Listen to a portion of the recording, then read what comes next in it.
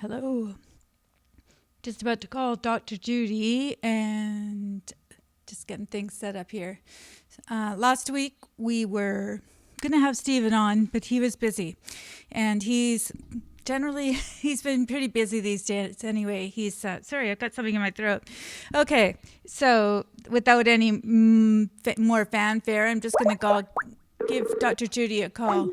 Oh, just a sec. She's taking something next door. Yeah, it's a really formal thing, right? This whole broadcast thing is really, really formal. So, anyway, I was going to do our little leader here. Tell me how the sound is. I'm going to try to talk right into the microphone because I've heard that I'm quite quiet sometimes, which is very unusual for me. And I'm hoping Ray's out there because he can tell me. He can give me some feedback. Okay, let me just check this out. I'm going to go to my other computer. You don't need to know any of this stuff. This is called going long because Dr. Judy's taking something next door. I think that might be eggs. She's very generous with the eggs. Okay, so just let me get my orientation here. I thought she was going to be here right now. There's a lot of gardening going on and feeding the chickens and all sorts of things. Oh, okay. Just a sec. Okay, I'm going to call now. And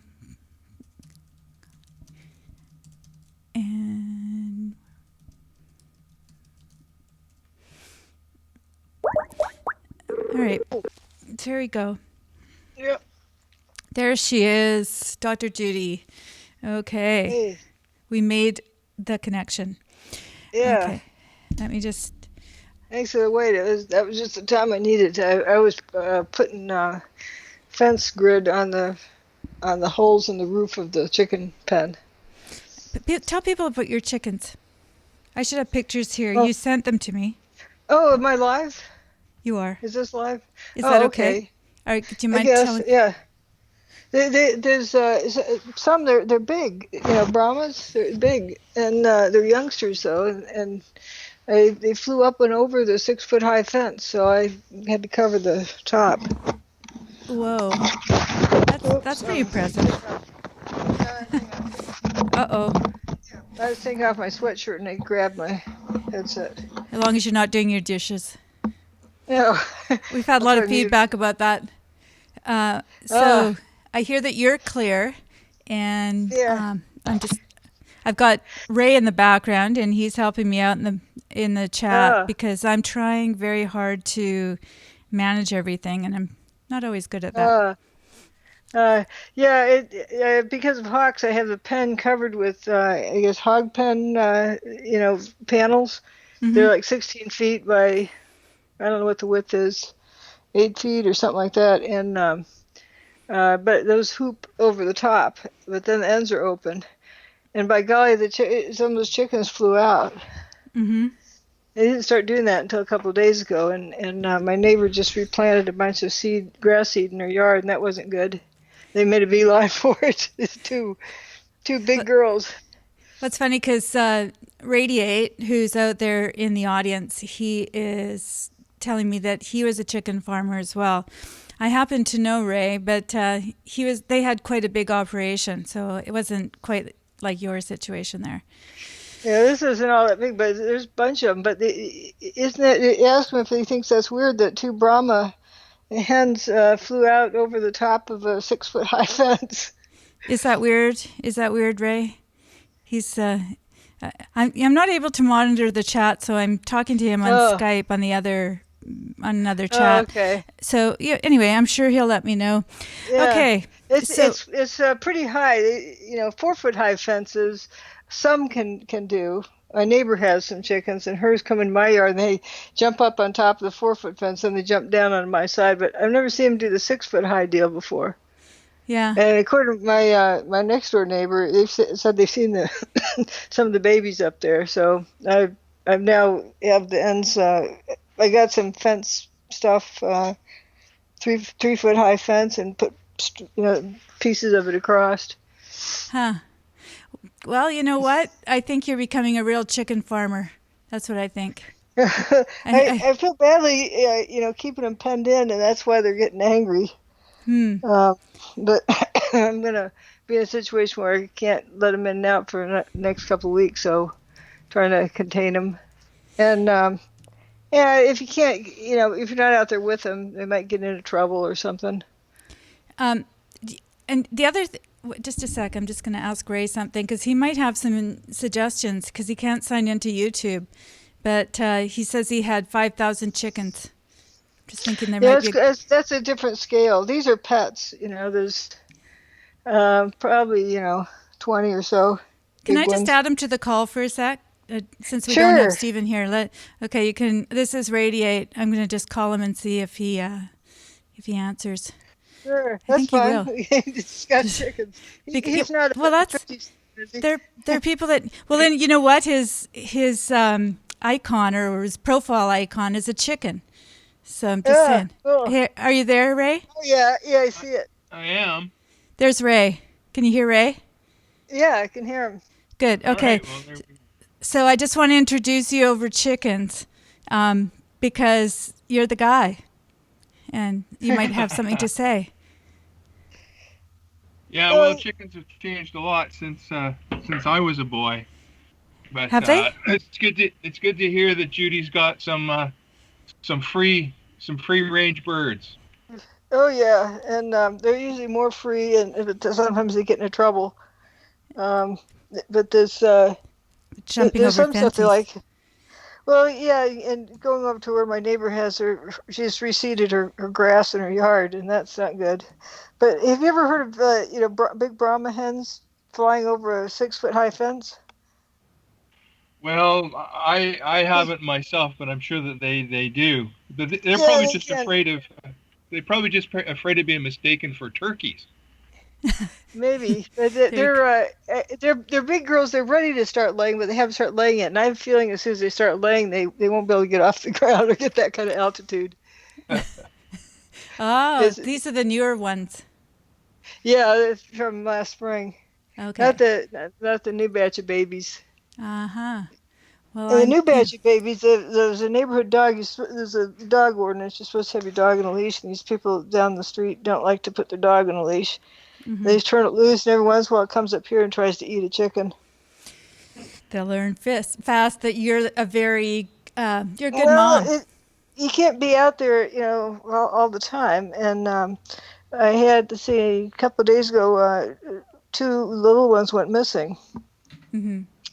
They were missing for about 26 hours, and they came back. Was I That's on the phone with you when that happened and they were in the garage or something? no, no. And this is like yesterday or the day before they came Oh, back, and they'd been bitten. One, wing kind of turned inside out, feathers all torn up. But I think the dog had bit one of them and just chased them. They hunkered down somewhere. huh. But That's it's not good. amazing that they came back and Did you have they're okay. Did you have problems with dogs, Ray? Because you guys had a big farm. Well, we did, and what they did to remedy that was they put a subdivision up right next to our farm, and everybody got a dog, and then the dogs would come and break into the chicken houses in the night, which would excite my father to the point where he'd bring out his rifle. Ah. So yeah, and Then, that was then, then they got their dogs under control real fast. yeah. They started to pay attention then when it becomes their problem. Mm-hmm. Yeah. Yeah, That's That's for sure. It's like on Gabriola, where I was living, not living there right now, but there are a lot of places that still have these big farms. And if your dog comes over, they have the right to shoot it. And people, yeah. people from the city kind of go, "Oh, that doesn't seem fair." And I'm thinking, well, keep your dog It's off the damaging your farm. property. Yeah, Yeah. it's damaging your property. Well, and not only Yeah. that, but your livelihood. That's You what I know. mean. It's damaging your chickens, which is your livelihood and it's your property. Yeah. And I'm sure you girls know that once the birds get scared, then they don't lay for a while, or you can get Yep. blood in the egg, and yeah, Yeah, it's there's not good. problems. Yeah, Oh, like the guy behind me mowed down all of his forest that was back there, and with a backhoe and tore it all up, and chickens all stopped laying. I think they Yeah. thought their chicken house was going to get plowed over too. huh. Yeah, Well, that's I grew up where we had old buildings from the 1940s that were the chicken houses, Oh, and wonderful. that was in the 1960s, and in those days, 3,500 chickens could support a family of four. And by the 70s, we had 5,000 chickens, and by the 80s, you need 100,000 chickens to support a family of four. Yeah, they start packing them in then. People don't understand why. I tend to I give away the eggs because you can't charge what they're worth. I mean, Yeah, nobody want to pay it, and they don't realize it because they get for $1 at the grocery store. You can get a dozen eggs, mm, and you can't feed chickens on that and give them enough space. true enough. Yeah. Judy, I had read and heard that you need three to create a flock, and that if you don't have three chickens, they don't have the pecking order and they suffer psychologically. Do you know anything about that? Well, I do know that ones that I've had, like I had a little, well, there's a oops that happened. Somebody was supposed to be collecting the eggs while I was laid up, and I had some surgery and couldn't go out and tend to them, and they didn't pick up the eggs, and it's this little bantam hen sat on 21 eggs, and they all hatched, Huh.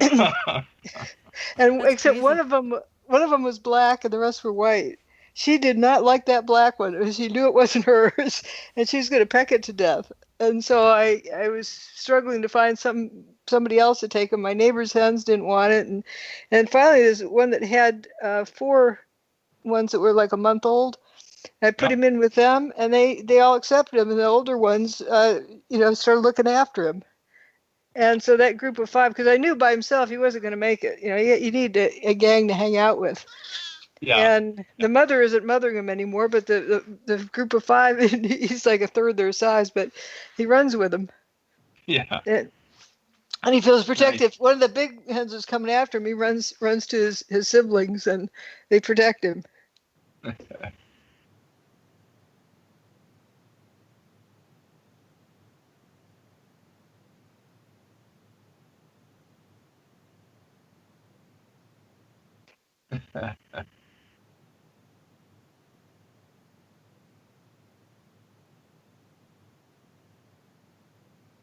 Uh, Yeah, yeah, yeah. There's different ones that have little Oh, hairdos.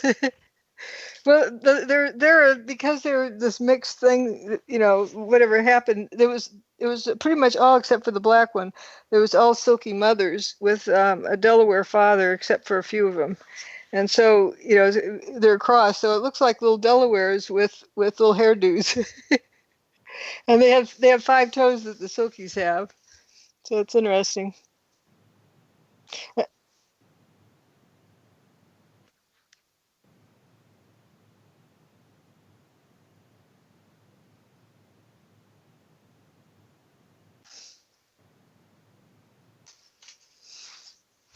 Boat, a boat. Oop. Oh, he went away. Yeah, his boat didn't. You can't have chickens there very well. On the boat, on a boat, you have chickens. We're talking a few months ago, and or sorry, a few years ago. He grew up in Victoria, and they had a big chicken farm there, and Mm. so I had my sound down there for a second. Sorry, guys. Okay, well, that was Ray, and hopefully Ray's. Yeah, he says the sound dropped out. People will Mm. see that up on the screen in a minute. It's going to come up as a little chat message. But anyway, here we are with Dr. Judy, and you sent me a video. Do you want to talk about that video? Because I think it might play if I we want to talk I don't about it at all. remember. I don't remember which one it was. It Well, was probably was one that I didn't watch. okay, it was the one about the science. It's pretty recent. It's the science that He's talking about uranium. He's talking about the nuclear reactors. He's talking about Oh, it's a directed energy. yeah, it's a debunking person. They Oh, just okay. they just get a pitchfork and start shoveling all sorts of stuff out. Okay, well, can you help me with that? Because I did watch it, and to me, not non-scientist, it kind of looked like he might be actually agreeing with something that you were saying. Oh, but I think that if you start throwing out lots of stuff and stirring it around, it's meaningless. Mm-hmm. Think if you start to in first grade, instead of just starting to teach arithmetic, you teach calculus and multiplication and partial differential equations, and just throw it all. Do you think the students can learn anything at all? I'm thinking no, because I was probably one Right, of those. right. They just kind of put it into a big schmoz. Yeah. And if you don't understand what a topic is, you can't you don't know what anything is. Oh, but it all sounds good. Mm-hmm. It sounds like that person knows something, Oh, and okay. so I see where you're going here. getting basic is important. But maybe we can talk about what I learned this week. I put it together. See, my approach to things isn't searching for an answer so much as letting the answer come to me. True enough. If you look at the enough data, and when the data speaks to you, it tells you what happened. It Right. tells you about things, and like what's going on now. This is how I look at it: just absorbing things in instead of getting adamant about this or that. And then what you end up doing is cherry picking data Mm-hmm. to support whatever you're going after. And what something you've heard about the what do they call it? Common Core. The what? That Common Core. No. Do you know about If, that, Ray? Ray's back. Do you know about that? it's the corruption of the educational system. Common Core. Yeah. Huh. We're Canadians. They call it's in the U.S., but I think that they're also doing it in England too. I It's think teaching in the school system. It's a new type of teaching that they're doing, and I right. thought it was to dumb people down. Well, obviously that's what it does, but to make them so they can't do any problem solving. Of course. And oh yeah, that's the way it's been for a while. After all, why can't people figure out what happened on 9/11? It's widespread. Very little problem solving. It's always pick the best answer. Just jump to an answer and cherry pick data People to can't support an make answer. change at the store. Yeah. Right, People right. can't make change at the store, much less figure out 9/11. Like like something's $9.51, and you give them $10.01. They don't know how to do the change. Yeah. Yeah. You count 50-cent pieces back. What I always do is subtract when they give me change to subtract off what they owe. Mm-hmm. Then that's the way of seeing it. But it's being able to understand, what numbers are. Yeah, that's too high a level of arithmetic. But as for solving what happened on 9/11, it's very easy when you look at the evidence. But you have to start with the evidence, and that's with all forensic studies and with everything. And like you want to know why somebody's dead? Well, you start with an autopsy.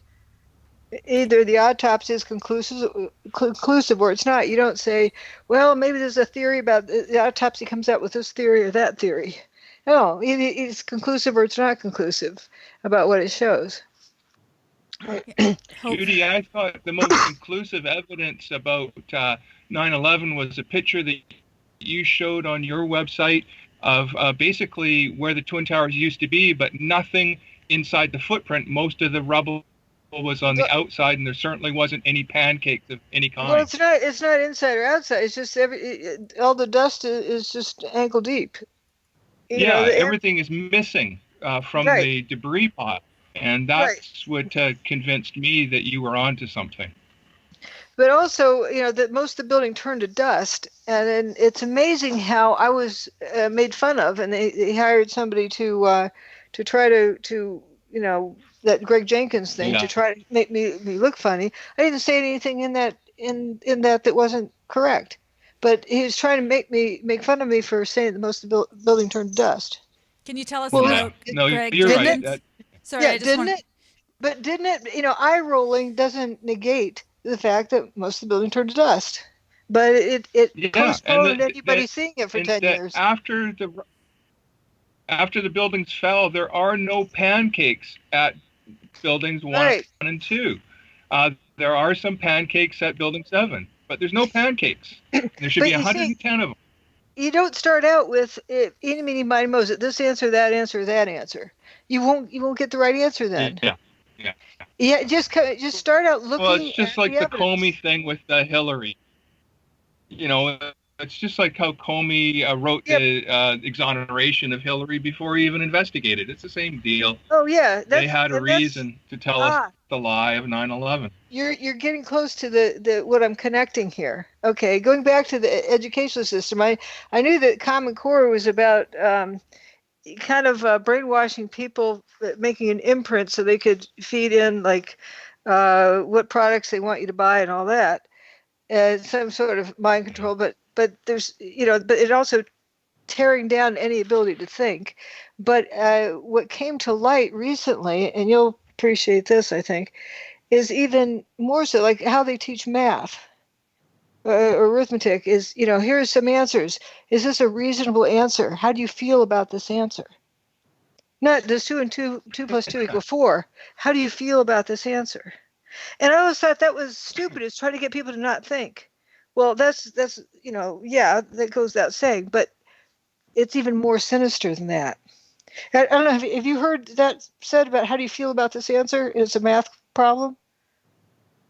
Well, I've It's heard just it it's just said about a number of different things, but right about math problems, and it's like, is this a reasonable answer? How do you feel about that answer? Rather than either it's right or it's wrong. Add 2 plus 2, and it's you get whatever the answer is. yeah, But feelings seem to have trumped all reason and rationale. bingo, bingo. So now we have, and we have this guilty until proved innocent, where you can't prove innocence. You can't, prove a negative. Unless And you're a Democrat, and then well, I don't like to do until proven Democrat guilty. Republican thing, but I like to just look at what has been set in people's ability to think. Let's look at it that way. Sure, How do you feel sure. about it? And so if he's guilty, blah blah blah blah blah blah blah blah blah blah, and so pretty soon, oh, you feel he's guilty, so he must be guilty. That's what's been Yeah, programmed in. Do you see it now? yeah, It isn't yeah. about what the Reason facts be show. damned. Yeah, facts. Yeah. Who cares about facts? It's how do you feel about the answer? And Facts people are really an annoying detail. and people actually believe they're coming up with a reasonable Yeah, answer or good answer or correct answer. And it used to be innocent until proved guilty, and there's a reason for that. I called in actually to a radio show that first day when they were bringing this out, this Roy Moore thing, and I said, why is anyone talking about that? And the guy cut me off right after I yeah. said the one thing. I didn't get to say my part two of that, but because he had an agenda, and he says, well, that's the rule of law, and this isn't rule of law. This is public opinion. That's not the rule of law. It is the rule of law in a civilized society, not Yeah. a barbaric mob rule. I wish I could have said that. And what we're moving towards also is barbaric mob rule, no Yeah. longer a civilized society. Exactly. Mm-hmm. And That's right. that's what this whole thing gets me about this, guilty till proved innocent thing. That's what barbaric mob rule societies Yeah. or gangs do. And it's witch hunts. Yeah. Yeah. And I wish he hadn't cut me off, and I could have said, well, what about witch hunts? It's, but this Roy Well, Moore thing, who cares about guilt, innocence, whatever? That's water over the bridge. If it was an important enough thing, somebody would have taken care of it before the statute of limitations runs out. But why is it stuff like that gets so much traction now? And if you start getting into this, what my point was is the guy's innocent because he hasn't been proved guilty. Yeah. So that's what it should be in a civilized society. Otherwise, your emotions start reading things into it. Yeah. Absolutely. And with all sorts But of not things. everybody seems to have the rationale anymore. Right. They don't understand that they're being easily corralled into mob rule. And once you have mob rule going, Yeah. you only need one leader to sick them. Perfect example, Jim Jones. He got everybody to commit suicide together. We actually remember, I Yeah. think. Yeah. We And remember him as the Kool-Aid guy, Yeah. right. Don't drink the Kool-Aid. right? He was the guy with got With the everybody to drink the Kool-Aid. Kool-Aid, and so that Yep. became a The meme. phrase. Yeah. Only, Yeah. yeah, the gunshots to the back of the head don't really count, I guess. Okay. All right. Right. But the majority, they're willing to drink the Kool-Aid. Because this guy is charismatic and people like charismatic folks. And it's when it gets away from logic and evidence and knowing how to actually see evidence, and it becomes, belief and group think. That's dangerous. Yeah. Very dangerous. It took us hundreds or thousands of years to get to the point of the rule of law that we thought we had. And Yeah. somehow in the last few decades, we've kind of gone backwards in our education system. And maybe it's the food and the air and the poison water and stuff. It's for sure. At a minimum, it is deliberate dumbing down in school systems. Yeah.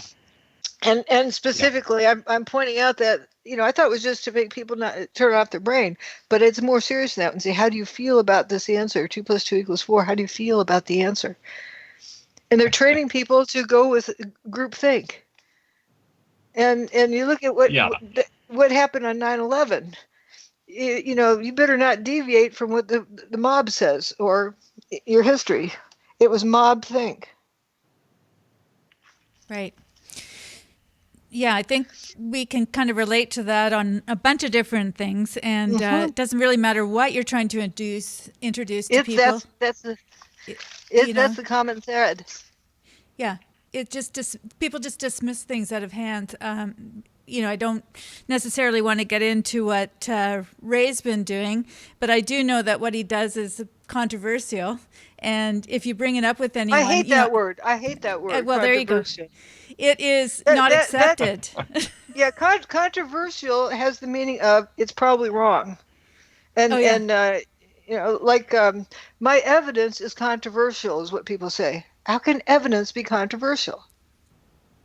What do you think, Ray? Well, I think it's only controversial to those who don't have the ability to understand. Okay, so therefore you get a 2-year-old who doesn't know the answer to 2 + 2 is 4. So is the answer 4 controversial? Yeah, that's how controversial. And but everybody's entitled to their own opinion. So pretty soon we have a first grader, who said 2 + 2 is 5. Say, well, I'm entitled to my own opinion to the teacher when the teacher marks it wrong. Oh, I have some kids like that. Neither of you guys has kids. I've had to deal with it firsthand, and you just go, look, I did not raise you this way. But, it's like the lowest common denominator. I remember my son saying, well, Scott does worse than I do. Just like, well, so, no. everybody's doing this. What you've just illustrated, Joni, is 1 + 1 = 3. So you get man plus woman equals child. There's your 1 + 1 = 3.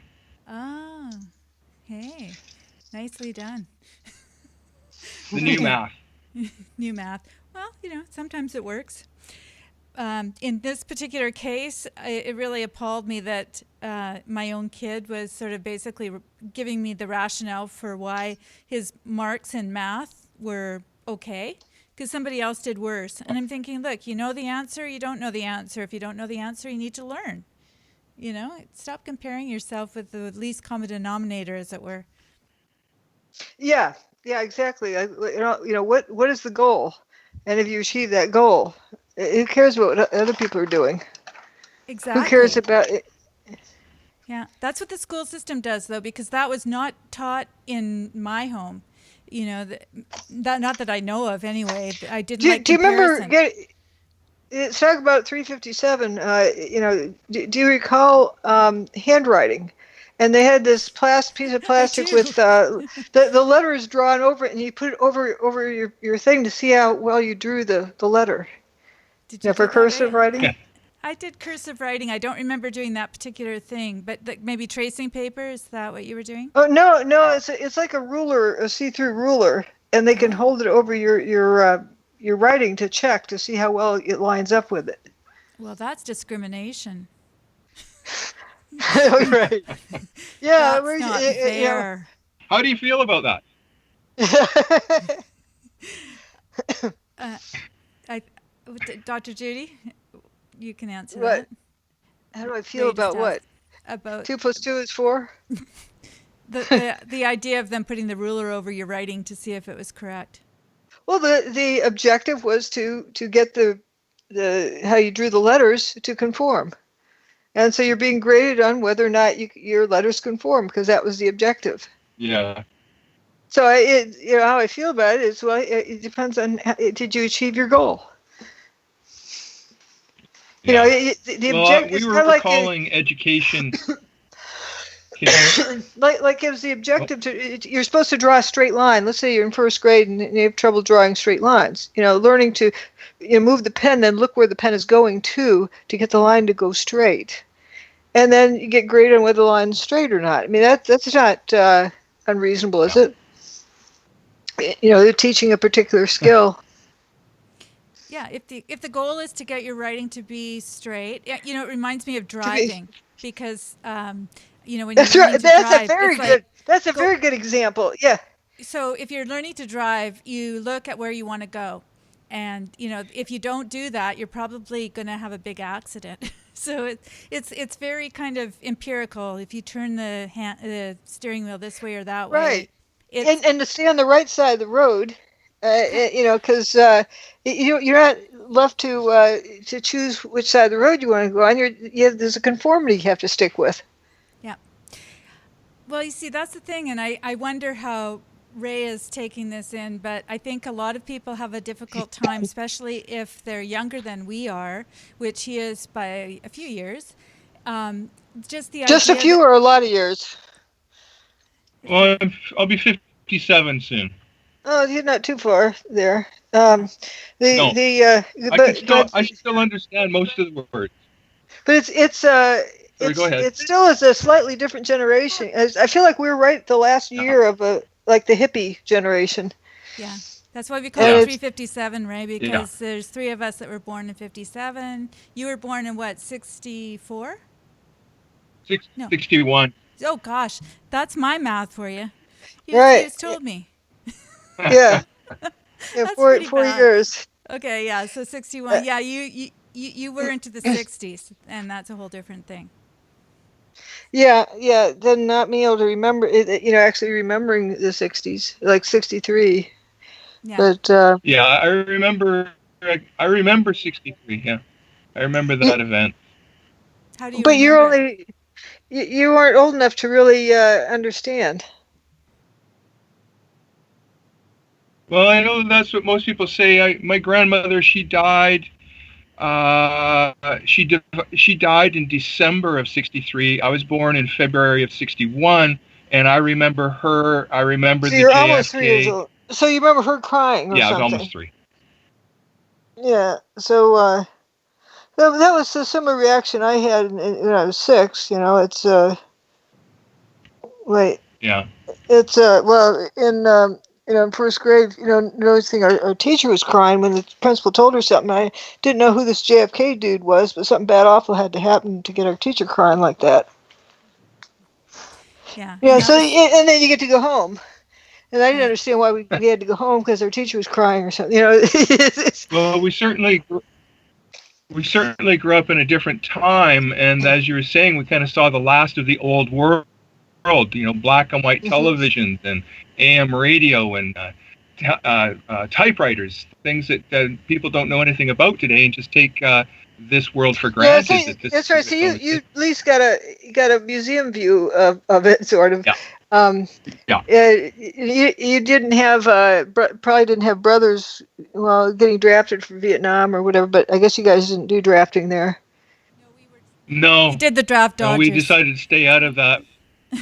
You collected the draft dodgers. We had all the draft dodgers. Yeah, we took care of those guys. My brother had a farm where the draft and dodgers especially came. where I am, a lot of draft dodgers made So Make their way up here. you would remember that, and that would stick in your mind too, of something about that generation.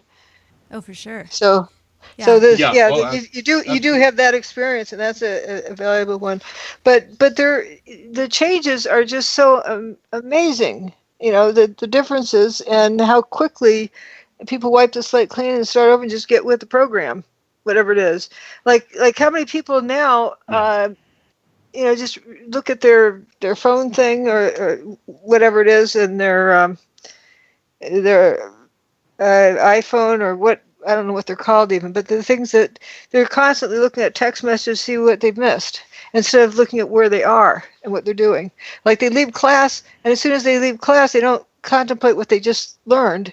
They whip out their cell phone thing and look what messages they've missed, and call people, start talking and texting, Did and you, uh, that makes it's kind of like people are so easily corralled now.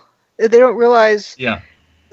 Did you what's see going the on. bit on? I think the fellow's name might be Mark Werner, and he developed with the Facebook so that there was a feedback loop. So that how did they make their product more effective? They made it more effective by comments and likes and a feedback that causes Addicting. the brain to yes, Just like with the and they math get thing. What do you feel about this? Yeah, yeah, and folks and who they get that who want endorphin to, rush. It's an addiction. or they post selfies back and forth for what purpose? Yeah, yeah. Well, it's, Eh, I'm eh, finding it interesting to see a lot of commentators in the world that sort of seem to be kind of removed and just sort of seem to be observers of the situation. And yet, I think this situation that's going on is going on with inside all of us around the world. We're all participating in it right now. to some degree, this, like I still don't do cell phones. I'm a Luddite Yeah, holdout on that, because I don't want to be part of that. I don't want to, like when I go out and play with my chickens, I want to be free. I don't want to yeah. I don't be have a cell phone either. and there's so many people that are connected up like that. There's a cute story. I Yeah, mean, real life story here. My uncle, was an OBGYN doc, and he's always worried about when one of his patients is going into labor, and he's always got to be accessible. So if he goes down to the hardware store on a Saturday, he's going to, okay, he tells his wife, I'll be gone X number of minutes, and this is what I'm doing, and here's where I'll be. And he carried a pager. This I'm talking about like in the 60s and 70s. And he came to visit us in a different city, and they're on vacation, and so he was, out of his area, and he told his wife, I'm gonna go out for a walk. I'm not telling you where. Bye. It was like the one moment in his life he was free to walk down the street and decide if he's going to turn left or right without having to be accountable for it. And that left a big impression on me. And mhm. when people are accessible by cell phone 24 hours a day, they're they're not really free. They're always have, no, if the phone rings or something, they drop what they're doing. It interrupts their concentration. Mhm. they're on call. Yep, On call. yep, and We're and all very this important. there's so much that Yes, occurs, like we like are. if you go out and mow the lawn, or something, like you're on a treadmill, or something where it doesn't require a whole lot of thought. Your brain runs a lot of background jobs and contemplates a lot of things that, you put different pieces of different puzzles together and think of things. But that's what we don't want. That's that's what Right. that's what the controllers are keeping us away from. And so people will say, well, it's like a chain or GPS, but it's that too. It's the distraction. It's the dumbing down in that way of just we always have to have something going on in the To background. tell us what to think, to tell us, we can't let the brain go with what the brain wants to put together. Mm-hmm. Yeah. And that's too bad. Like the one of the most important things about why I won't put my book in electronic form is that I want people to read it. You read a paragraph or two, and then you go wash the dish or something, and you're contemplating what you just read. Mm-hmm. It isn't about jumping to the answer.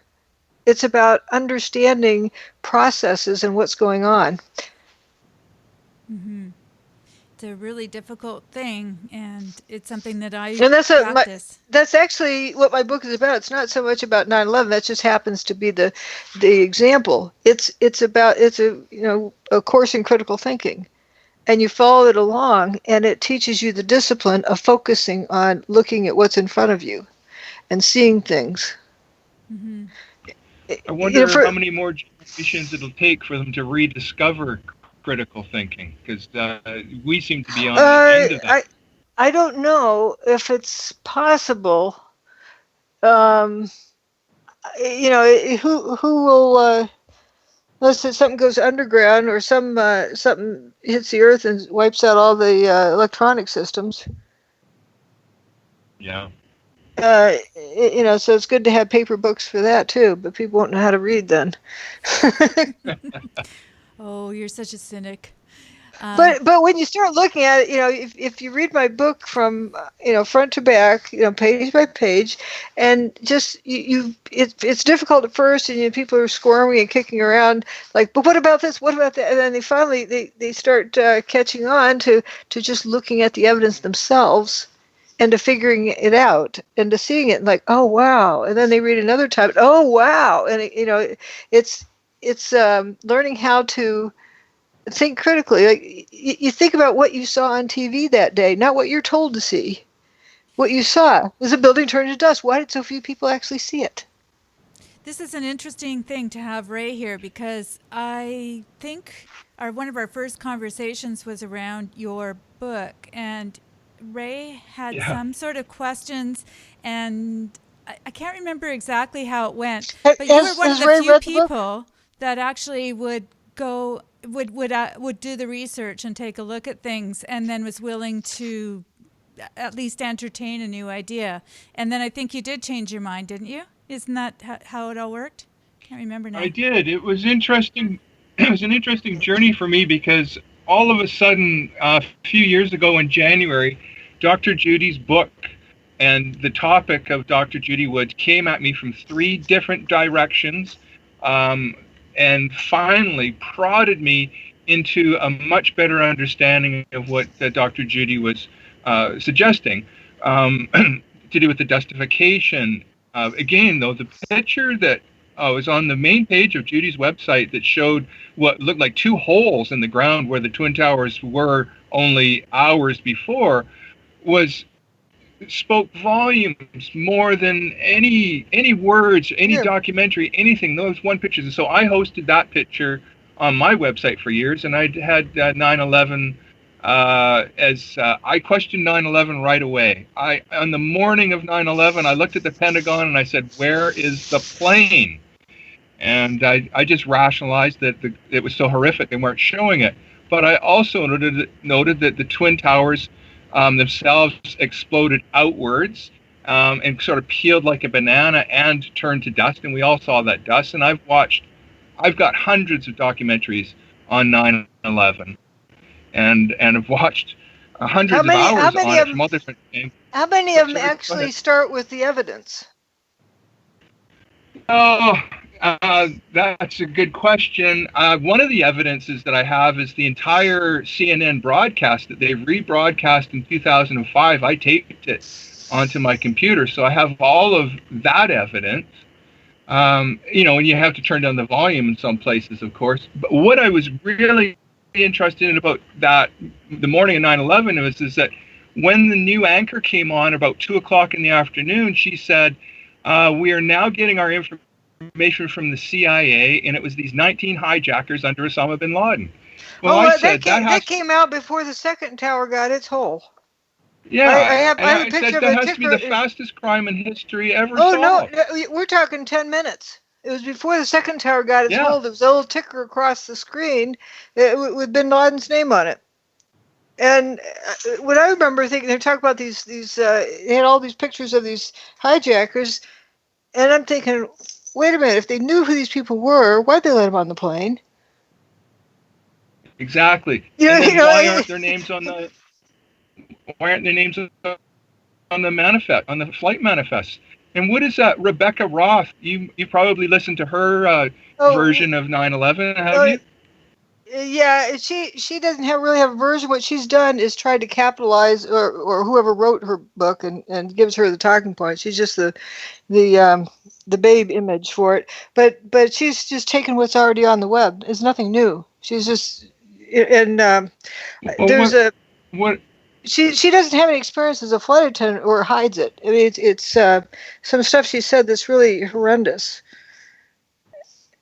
Well, That I'm not familiar.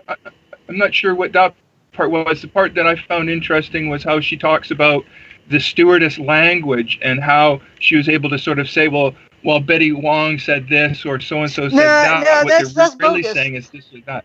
It's bogus. According to the flight attendants I know, it's bogus. All and right. there's something else she said about uh, the air, because it says because it's pressurized, it's throughout the airplane all at the same time. So if somebody used pepper spray at one end of the plane, it's all over the airplane instantaneously because the airplane's under pressure. Well, actually, the airplane has less pressure in it than it has at sea level because they only have it pressurized to Yeah. 10,000 feet, altitude. So that's less Yeah. pressure than at ground level. So it has nothing to do with pressure.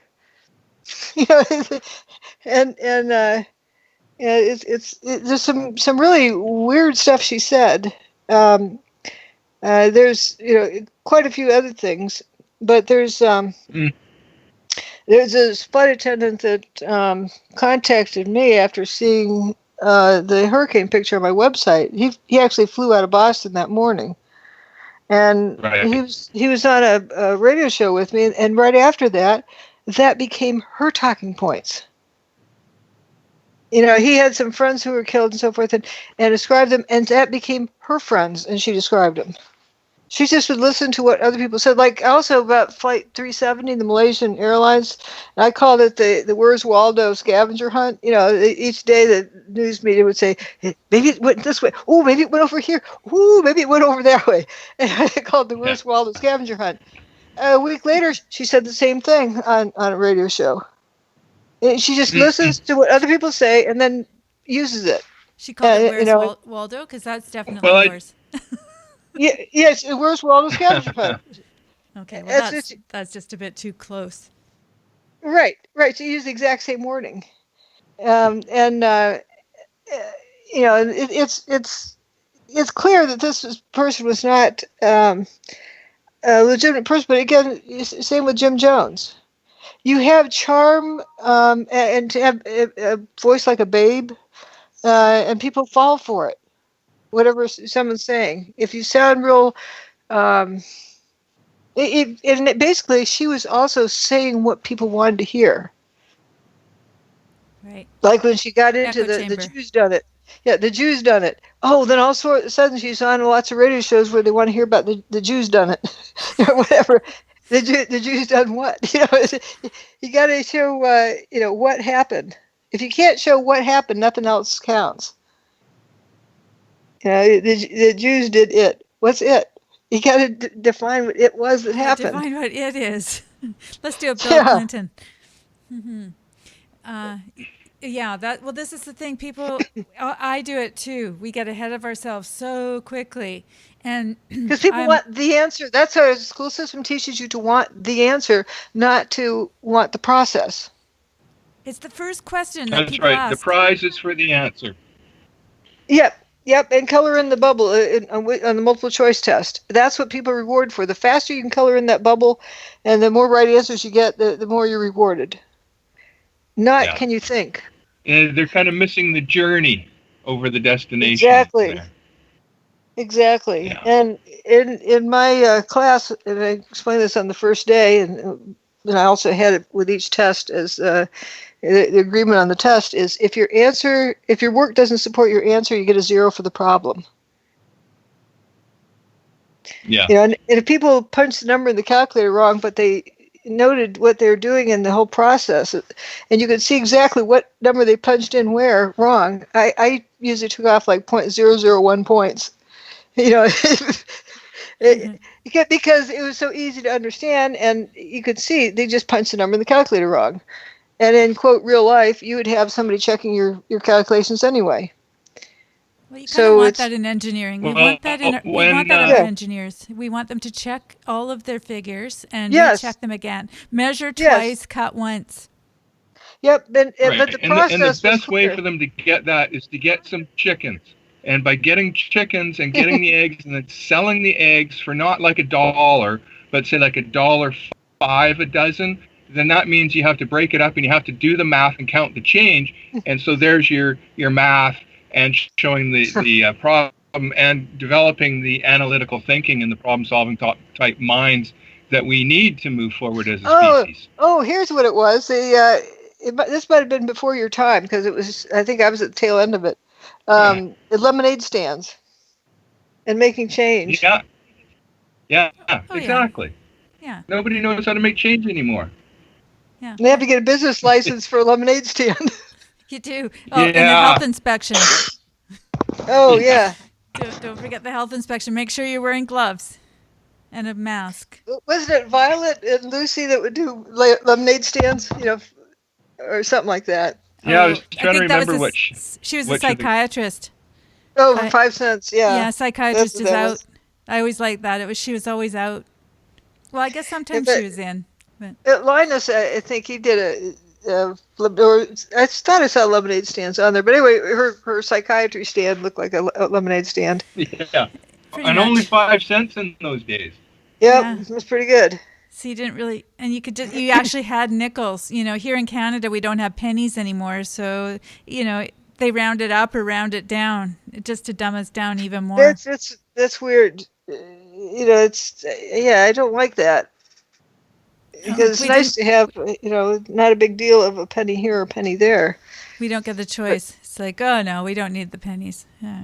Too hard. well, why? So they don't have The to. pennies were costing a nickel to make. Oh, so you didn't make them out of zinc, copper coated zinc, or copper colored zinc. Yeah, Some yeah. brainiac was probably making them out of copper or some precious metal or making them out of Yeah, gold. In what Canada, I need. we have those chocolate-filled coins. I don't know if you've seen them, the loony and the toonie. They've got this nice Oh gold yeah. wrapper and a Oh, silver those are wrapper. beautiful. Those are beautiful.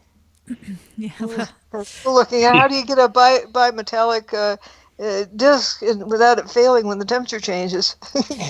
Dr. Judy, I don't think that this Make it critical out of thinking plastic. thing started, or it. The problem didn't start so recently because I remember going to Pittsburgh, and there was a guy sitting on the bench there near the what do you call it, the cenotaph, and it was like 1988 or something. We'd just gotten the loonie, and he said, "Oh, I hear you have gold money up there in Canada." And I brought out a loonie and I gave it to him, and I said, "Here you go." I said, "Yeah, it's worth $1." It went right over his head. I did give him the loonie, but he really thought it was made out of gold. And this guy had served in the Second World War, so that worried me quite a bit. Yeah, yeah. I guess some kind of quit thinking, but He's a steel there's worker. Yeah. well, Yeah. he would know if it was a steel penny or something or a steel coin. Well, I just found it odd because it was such an obvious thing, even for me. Or maybe it was part of his playing a joke or something. Maybe he's doing it with a straight face. Could But be. I think the toonie is a very curious thing. Is it two-toned on both sides? It is. Yeah, Yeah. because it's got a So center and then an outer part. is it a mechanical interlock? Like how do they keep the thing from popping free? What do you think, How Ray? is I it have no bonded? idea. Friction fit. How's it bonded Friction fit, I together? think, is what you're saying. Friendship. But I think by friction. at what temperature do they do it? Probably real high temperature. Well, Ray's a mechanic, so he would know Uh, about these I things. don't know. They keep that information from us, and I'm not. Apparently, I'm not rich enough to have a toonie in my pocket today, so The brass, I can't if the take brass, it out. And have, Can't even I bring think the one out brass to is look on the at. outside. Isn't the brass on the outside? So maybe it's a bigger coefficient of thermal expansion. So maybe they make it at a high temperature, and then cool it down. Hopefully, somebody doesn't heat it up. That's your yeah, homework, Ray. Yeah, I Check it think. out. Yeah. Find a Anyway, toonie. Hey, this is a new anyway, thing. Stand on the corner and just ask people for toonies. Like, just put it in your pocket and then ask the next person. Just say you're doing research. And you just don't let each person know that you've already got one. And by the end of the day, you got quite a few. then they Yeah. probably think that you're somebody who's mentally incapacitated or something. Oh, I could But fake that. Well, they think that about all of us highly intelligent people. Ah, yeah, yes. Well, there you go. but this business of how do you feel about the answer 2 + 2 = 4? How do you feel about the answer? I until this week I was thinking it was, and I didn't think about it strongly, but it was to dumb people down into just not thinking. But now I see, with this thing with the Roy Moore and with the Bill Cosby thing and all, it's to paint somebody, to smear somebody easily. Yeah. It's how do you feel about Yeah. it, and that is proof. And actually, there was somebody on one of the morning talk shows. I heard a recording and played on a radio show where, who was it? Anyway, one of the hosts, Cuomo, that was the guy's name. Oh, Hey, yeah, Chris Chris Cuomo. Como. He's Yeah, not smart. he said something like, "Well, those allegations, that's proof." Yeah. He actually said that. he's the nephew of Mario Como. Can I just tell you that, because Right, that'll give you a sense of right. where the That's brain actually power is how I coming from. remembered him. That's actually Yeah, how I no, remembered who it was. he is the worst shill I have ever seen, because he will come up with the most convoluted ideas. Somebody will just say, "Okay, you're on this side of the debate," and he'll come up with, he would fail on any debate team. But he puts it out there anyway, and he says it very authoritatively, and he's on TV, and people go, "I heard what Chris Como said today, and he really made sense." And I'm thinking, okay, well, now I know I won't be talking to you. Most of the time, he makes no sense. Yeah. No, there's I was watching an old Matlock Yes. rerun, and there's a phrase that Ben Matlock, played by Andy Griffith, said that I just thought was so great, and I think Joni clipped it out for me. See if I can play it. Yeah. Have you got it? You believe. I'm sorry. That's no proof. I'll run it again. You believe. That's no proof. He said to the other guy, "You believe. That's no proof." Tell him Yeah. one more time. Yeah. You believe. That's no proof. Good one. I heard that amongst all this other trash going on. I thought, that's precious. I should have really cut it down just to Just that. the Sorry. facts, ma'am. Just the facts. Yeah, and Jay Friday. but folks are now to the point that they confuse what facts are with what their emotional feeling is. Yes. This Roy Moore thing, as well as the Cosby thing and all, it's it used to be, if you didn't speak, speak now or forever hold your peace applies.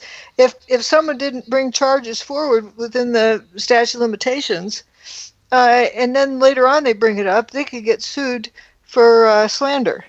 Yeah, I think we see things quite differently with this, because I think that we lived in a different era, and I've got my And own why has the stuff. era changed? I know so many women who would have been just treated like crap. Well, look what happened to Jennifer Flowers and all these other guys that came forward. You had Hillary and everybody bashing them.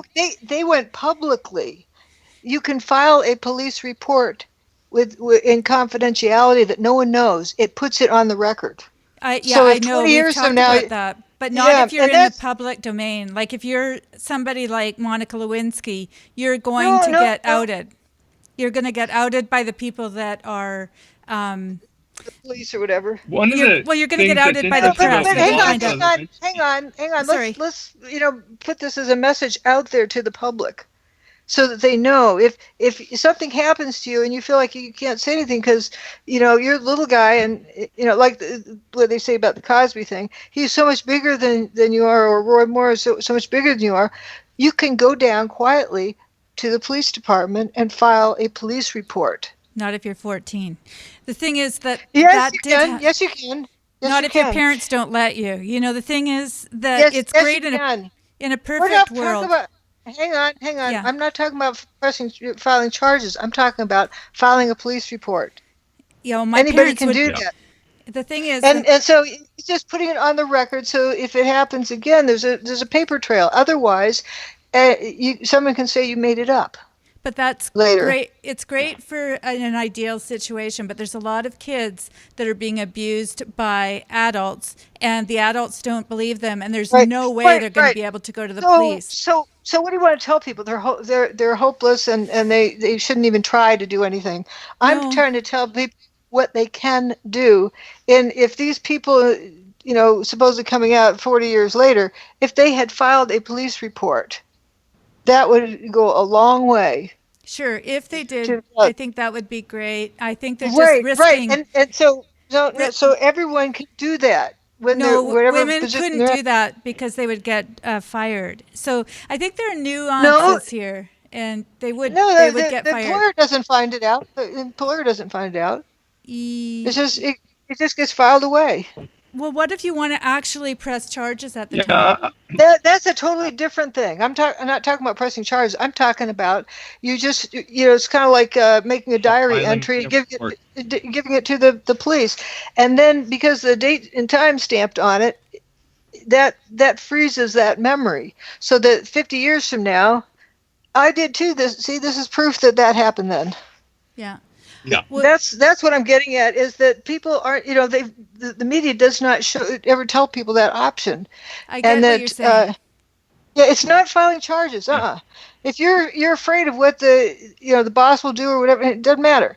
You just quietly file that, and that's on record. So that if other people file on that person too, and pretty soon there's a whole file full of those, then somebody starts asking Yeah. questions, Only and if people they'll come take forward. Yeah. only if they'll take your report. Now, maybe I've had some weird experiences, and maybe the women in my life have, but they've gone in to try and file reports, and they've said, no, we're not interested. We don't want to hear about it unless you show us the evidence. Da da da da da. So, and it has to be a full blown investigation. So I don't know how it Oh no, is. no. This Well, this isn't here, like I'm just saying here. this isn't That's like how it pressing is. charges. This is just making a statement, You're and not it goes allowed in the to. file. Mhm. You're not I allowed think to. that Well, I in the That's think U.S. the you Clint are. I think no. the I'm just Clint saying where we are. I Maybe think we Yeah. have the weird Clintons rules. created this environment. Yes, I exactly. think the Thank you. Clintons created this Thank you. environment when Hillary attacked all of the accusers of Bill Clinton. And I want to point out that Monica was consensual. The other women were not. Well, yeah, Right, but there's a power but issue still, there. Yes, this there absolutely is. message I really would like to get out to all the Okay. listeners. If something Okay. happens to you and you feel like that you're powerless and you can't say anything because you'll be trashed and ruined, file a police report. File Not a report. I agree Yeah. with Yeah, you. quietly, In a because then Yeah. nobody can say that you made it up later. That's evidence Yeah. that you. I agree. Otherwise, speak now or forever hold your peace. Think of that. It's if you don't You're just within putting it on. you just putting it on paper because that also freezes that memory so that later, human memories aren't like Memorex. They change and get shaped. Yeah, But this they shows that. do. Yeah, well, so just write down all the details to the event and just some of those file.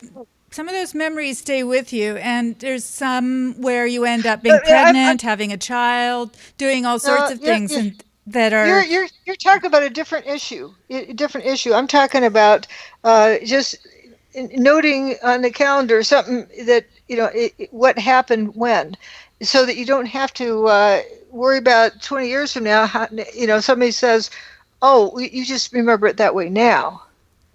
okay. Maybe This I'm not is getting this straight because I'm hearing that you don't have to file charges, but I think that's it's the not best way pressing to charges. go. No, filing charges. No, it's pressing charges. Okay, Filing a report is nothing. It's totally separate from pressing charges. but what if you want to have something done? What if you want to actually have some That's a satisfaction? different thing. But if you feel so helpless that you feel like if you spoke out loud that you're going to get trashed, like if I Okay. was one of these, you're going to get destroyed. There's no way you could go up against this person in court Hmm. because all sorts of bad stuff would happen to you. If you really feel that way, file a police report. It's like you're a diary entry, so to speak, in the police file. And it marks it down so that if somebody else that happens to, and somebody else that happens to, and then that gets, dug up, in 10 years, and it turns out a lot of people have done this, that is really convincing. Well, Or if you, Greg in the chat. or if you yourself want to talk about it later, you won't get had for slander. At least that's how things used to be. Now it seems like guilty till proved innocent is the thing. Well, I think with the Cosby thing, he had quite a few. Well, he had a lot of people how many. Yeah, but he had the. I'm just saying he had a court case. He had two or three court cases before I ever heard about it. So. With evidence and that sort of thing. Actually, the only one that went to court. They didn't have any other witnesses because those people would withstand whatever on under cross-examination. Anyway, and so it looks like Bill Cosby and whatever, just the tip of the iceberg. It looks like there's a whole bunch of other people that are going to. But you see, you could trash people that way, but how do you know if the guilt or innocence? And that's when it comes to if somebody did something so horrendous, why is someone only speaking about it now? Nobody back whenever wrote it in their diary, said anything to their friends, blah blah blah. Didn't file a police report. If they had filed a police report, we're not talking about pressing charges. File a police report. It really substantiates what you say later, and it's just it's something you quietly can do. But in a civilized society, you have to do innocent till proved guilty, and no one has anybody guilty. Yeah, there is that. Otherwise, it's witch hunts and mob rule. Yeah. In a civilized society, we don't actually go over to other people and kiss them and put our tongues down their throat. Like Al Franken has admitted to it, and there's photographic evidence. That's a separate issue. We're talking about hearsay memories from 40 years ago or whatever. Hey Joni, you threatened to kill me. You threatened to kill me 20 years ago. You need to be put in prison now. Oh, and I have 3 more friends who said that too. Who said that you threatened them that way too. Pretty soon, if you want to have any kind of public office, there's people who come out of the woodwork who get, paid or whatever. And if they haven't brought forth any complaints by a certain time, statute of limitations, they're done. In a civilized society. Why do you have a statute of limitations? Or we could take the statute of limitations off of everything so that if you've ever committed a crime at any time. Oops, somebody got cut off. So everybody's always, policing everybody else, and what kind of a society is? Oh, and you can never declare bankruptcy either. No, this is different. It's being able to hold, like, let's say somebody, did shoplifting with their friends on a dare or whatever when they're 8 years old, and then oops, and they're embarrassed about it. And paid the store owner back and all, but then that stays in their record forever and ever, and they're not allowed to get employment or blah blah blah. Okay, so if the president does that, is it different than the guy down the street? If a teacher does that, if a teacher gets drunk in public and does something really horrible, and there's a lot of people around, do you think that they're held to a different standard? Well, you're arguing apples and oranges. I'm talking about bringing something up from 40 years ago that wasn't a problem for 40 years.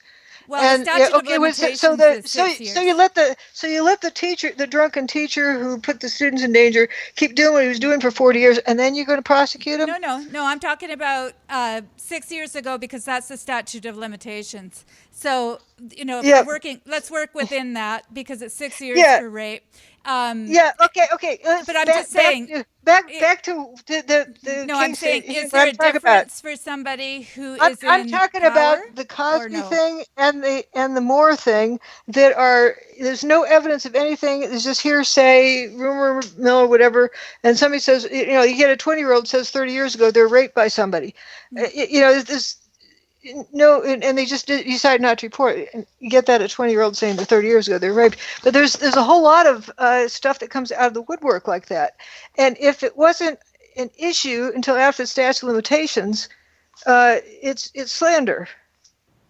It's not an issue. Yeah. If it's a legal issue, bring it up when it occurs. Otherwise, you must have been fine with it, whatever it was that happened. I totally disagree. I cannot disagree more.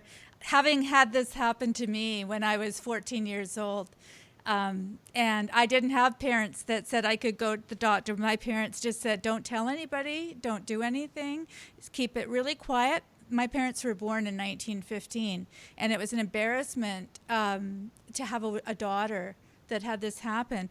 So you're talking about this with your own personal issues. I'm talking about it as no, I'm do we want a civilized society?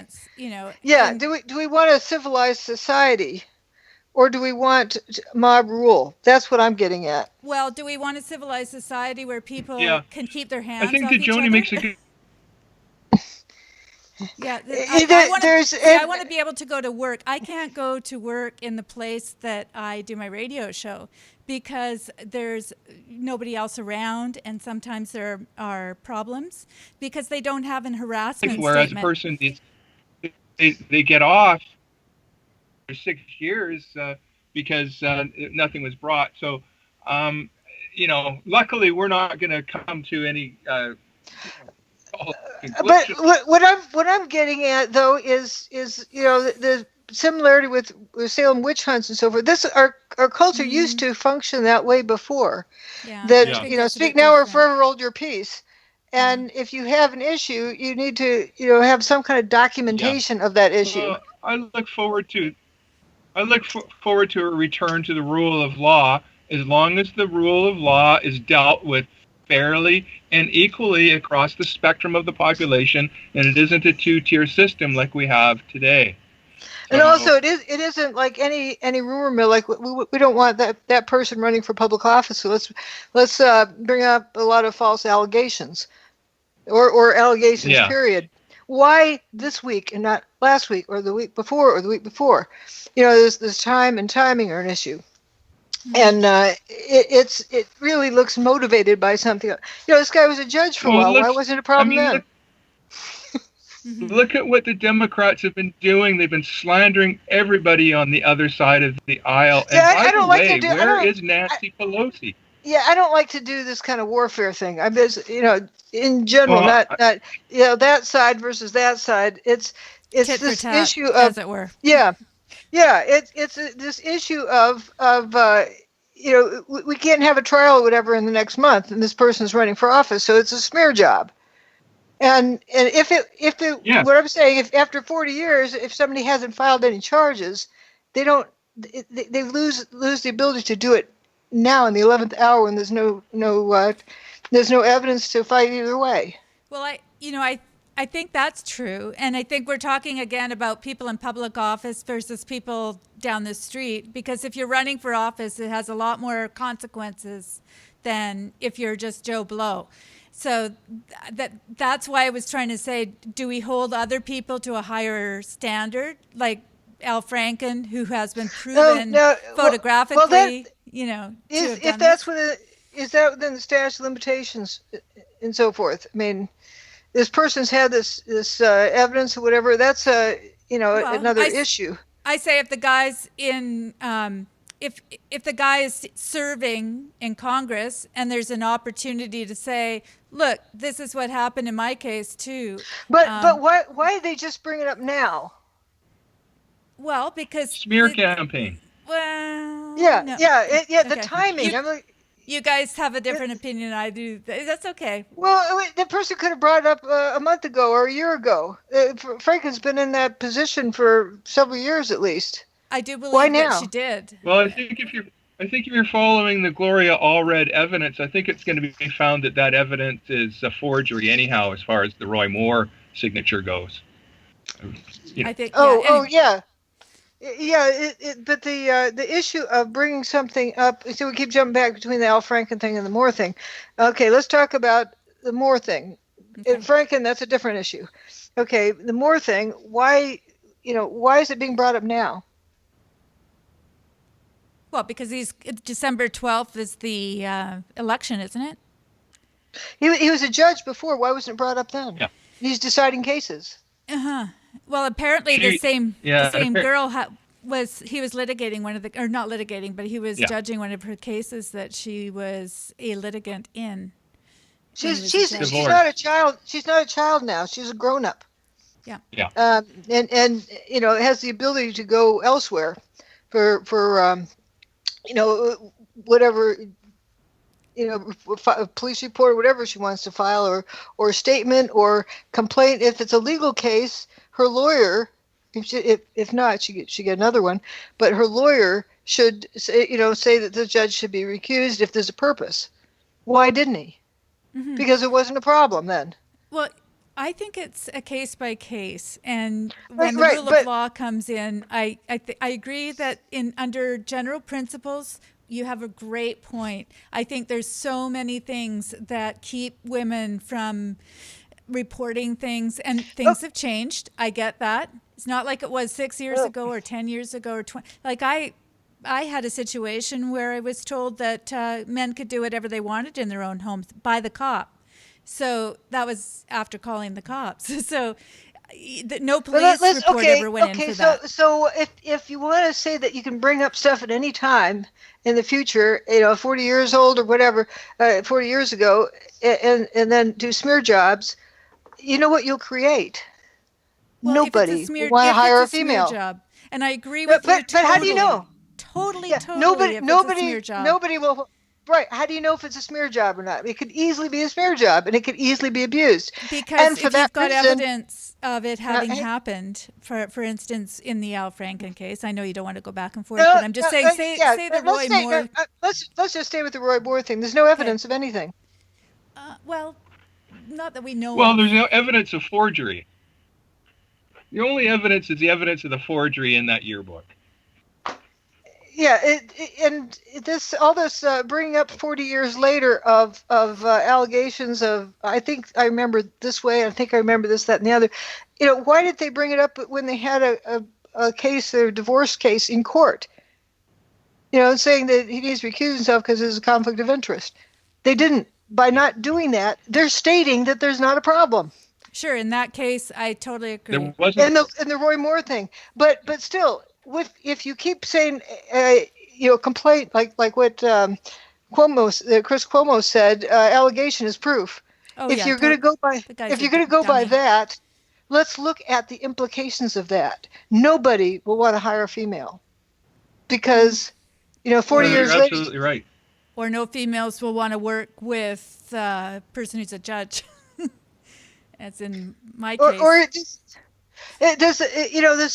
there needs to be an end to it, or else you start it's wide open to, well, I believe this is what I remembered, from when I was 12 years old or 20 years old or whatever, and this is a 80-year-old person talking or something. It's because there's no easy paper trail connecting. You have no witnesses for it, and you have no evidence. It's just like the person wants to make allegations freely. And it doesn't mean they're right or wrong. Whatever. If they knew they had to make allegations by the end of the statute of limitations, either speak now or forever hold your peace.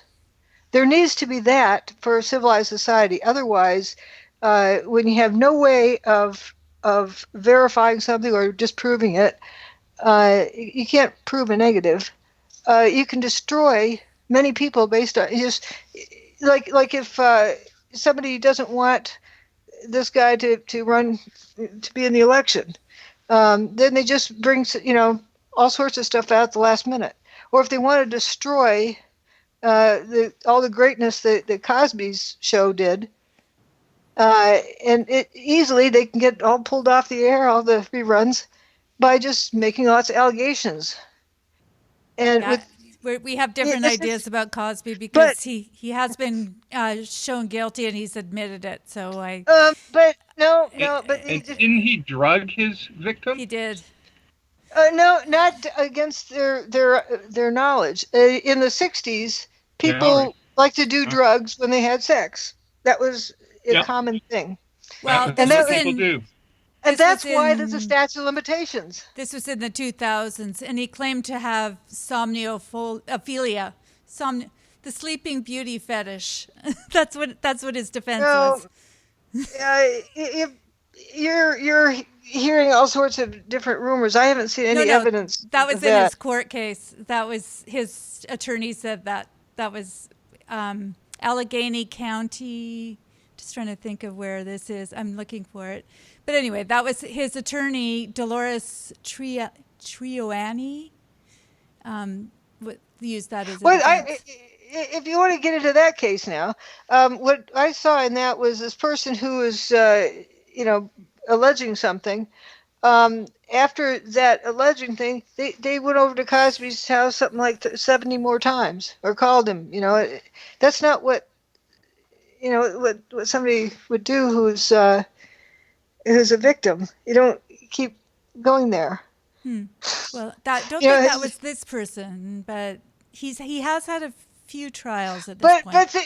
but no, just this one trial. It's just one Oh, thing. The court case was actually dismissed, and then it got resurrected in the 11th hour, more than the 11th hour. Well, I think actually the day I think at the before. end of the, But let's not talk about specifics more, but the implications of these I think that we issues. got some bigger fish on the horizon that are going to fry. I think that Bill Cosby, as bad as that situation was, isn't nearly as bad as some of the other stuff that's about to be spilled into the media next week, according to 4chan and But other, right, right. back channels. But now it becomes this game of how you can roast somebody. I'm not saying these aren't bad people, but it's like Yeah. if you can always like spring the goods out, it becomes a ploy rather than about what they did wrong. It becomes a power game about playing cards. You know, I got the trump card now. Yeah. Well, I don't maybe, mean any but pun by I that. also look forward to people, getting their due, their just desserts, I think is what it's called. And I think that there's a lot of investigation. I think there's more going on behind the scenes than what is in the mainstream media. That's for sure. And even more than. What we'll be hearing about is based on how it plays out, who we can smear, and what cards somebody wants to play. It has nothing much to do with the actual deeds that these people did or didn't do. It's how they can play this card. For example, like Yes, why Clinton wasn't getting roasted, and why Ted Kennedy wasn't getting roasted, I and totally agree. Yeah. and even the Franken thing, I understand. Oh, we'll have an ethics evaluation, which doesn't go anywhere. But it's I'm not talking about But any specific case. The three of us are going to look at the evidence and the facts, and we're not out to smear anybody. We're only out to find out what the truth of the matter is. But the very thing about accusing someone introduces doubt. So, maybe he's guilty, maybe he's innocent, maybe he's guilty, maybe he's innocent. It's just like with my evidence on 9/11. It's not a theory, but, well, we have heard this theory, we have that theory, I guess we'll never know. Yeah. That dumbs people down. They forget to focus on, one of my favorite phrases that I like to use is, know what it is that you know that you know that you know, and know that everything else you don't know. And so, well, I consider myself to be pretty. Go ahead. No, you broke out for some reason, but yeah, go ahead. I was going to say that I consider myself to be well educated on 9/11 and what have you, but it took me 10 years to understand what you were saying, Judy, and it's not because of the way that you're presenting it so much. Is people just weren't ready for that message. No, it's because the first thing they hear about me is, she talks about laser beams from outer space by space aliens, or something like that. And there was a reason why, Stephen Jones presented that way. He called it space beams. Yeah. And I'm just talking about the evidence. Where did the buildings go? Yeah. Why is that hard to listen to? And it was hard to listen to because people were given preconceived ideas, and that's sort of what Gage does, and that screws up anybody's ability to really look at evidence. And that's what I don't like about this what do you call it, mob rule it by public opinion, because you can't sort it out. I totally You agree. Mob just rule hear by feeling. And that's yeah. that's why it's important that we actually have this discussion and think about what we think individually, and then be encouraged to go on and do our own investigating. Be willing to change our minds, and that's the whole thing about statute of limitations, because you can't undo the clock. It's what's done is done, and if it hasn't been brought forward by then, it's time to move on. It doesn't mean the person's not guilty. It just means you got to put an end to it. Okay. If murder is something else. Can I just, there's a few people in the chat and they think I'm ignoring them, so I just wanted to get to a few of their questions. First of all, I just want to say that Greg has said that he totally agrees. I got to go back up here. File a police report, time-stamped private file, great idea, Judy. That's from Greg. And Judy is right, all in capital letters. The girl who just accused Sylvester Stallone, we won't even get into that, in 1986. She did not press charges in 1986 and did not allow the police to investigate, but the report is now online. And that's Greg. There's somebody did file a police report? They didn't press charges, but they filed a police report? Is that the... She did not allow the police to investigate, but the report is now online. So... maybe, Greg, you can tell me, because I don't know about that. If there is a police report, then there's other questions that don't have to do with this. But I kept wanting to say that because a lot of people don't realize that there's a difference between pressing charges and filing a report. Right. Filing a report is if you're truly intimidated by the bad guy, file a report. So I would like Greg to let me know if you know. Is there a report? Are we talking about a report, or is it just a current report, a recent one based on memories? Time, even, because you were saying do it at the time. Is that? When it happens, relatively quickly afterwards. Okay. I know you don't want people like to ignore stuff, but file a report. Okay. Well, not sure who's Greg says. Yes, she filed the report in 1986. Oh, cool. So there is some, we do have that very example. Cool. Yes. So we've got people who are very much agreeing with you. I think you've made some new fans on that count. Then we have... there's a lot of people who don't want to press charges because... they're so intimidated by the character and want to just go, not deal with it. But filing a report is so important because later, if you want to talk about it, you are in a lot better position to not get sued for slander and whatnot. Yeah. Oh, I very much agree with you. I just feel for those, usually girls, but there's young boys. There's all sorts of people who have things happen to them when they're young. And depending on their parent, there are moms that protect stepdads. There's right. This is another thing of what was so good about community churches. Yes. It wasn't about religion so much as it gave you an extended family that you could talk to. You could mention something to your Sunday school teacher or whatever. I totally agree with that.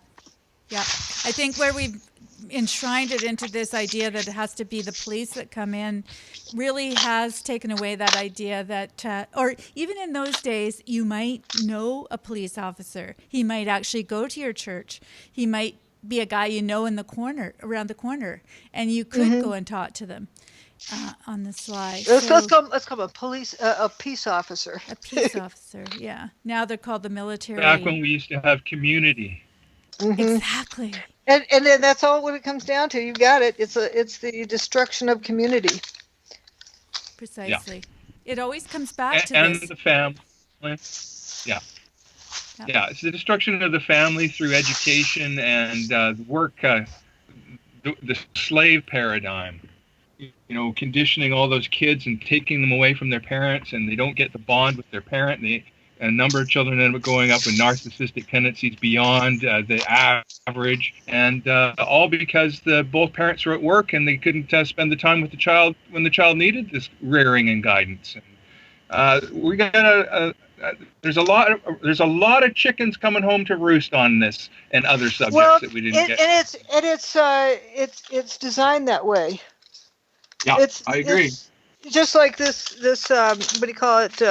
This new teaching, new math business, that it gets people to believe that they've solved the problem, that they have facts, that somebody's guilty because they feel a certain way. Yeah. Well, that'd be great if we were all psychic into it and what have you, but I don't think we all are, and I think that it's all too easy for us to guess wrong on the 50-50 flip there. Yeah, and that's the reason why in a civilized society, innocent till proved guilty, and then there's a cutoff time, and after that, speak now or hold your peace. You're done. It's I have to caveat the statute of limitations. I would be for statute of limitations on some things, but having grown up in a situation where I experienced my own mother live in a climate of fear far longer than the statute of limitations would allow for, I have to kind of think that in some cases we're going to have to either not have a statute of limitations or some other way of dealing with it. There's various exceptions, but for the most part, for in general, the idea of reason why you have a statute of limitations is so that somebody isn't doing like what they're doing with this Moore character. Yeah. It's just, well, it'll be interesting to see because you can't prove a negative. You can't prove a negative, and so it's just based on mob rule. But they tried to smear Trump with this, and they've tried smearing all kinds of people with this. This isn't a new tactic, but hopefully the hens will be getting wise to the wolf. But it also when it starts, it gets mixed in with an election. The motives issue, on the timing, because really reeks. Just like when they started trying to bring stuff out of the woodwork about Trump. I think it should be more on the accuser at that timing. If they couldn't pick a more appropriate timing to not look guilty, it's that's the important part. If you really have an issue you want to bring it forward at an appropriate time. And I would also think that they shouldn't be able to bring forth any allegations unless they've already been proven. And so if they had that caveat, maybe we'd have less trouble in the world today. Exactly. That's what I say about innocent till proved guilty. You haven't proven guilty yet, so he's innocent. Yeah. But then what would they have to talk about? I mean, what's happening to mainstream media, I think, is just that they are so out of touch. They don't, and they're so no, they're not out of touch. They're doing their job. They're doing their job. Their job. The propaganda arm. Exactly. Distraction. Why wouldn't they be sued for slander?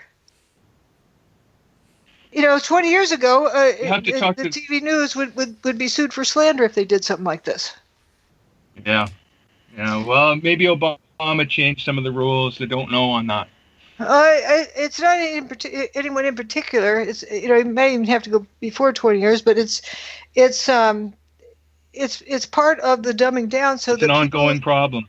Don't know what's true, what's not, and I mean to say that, and I'll repeat again.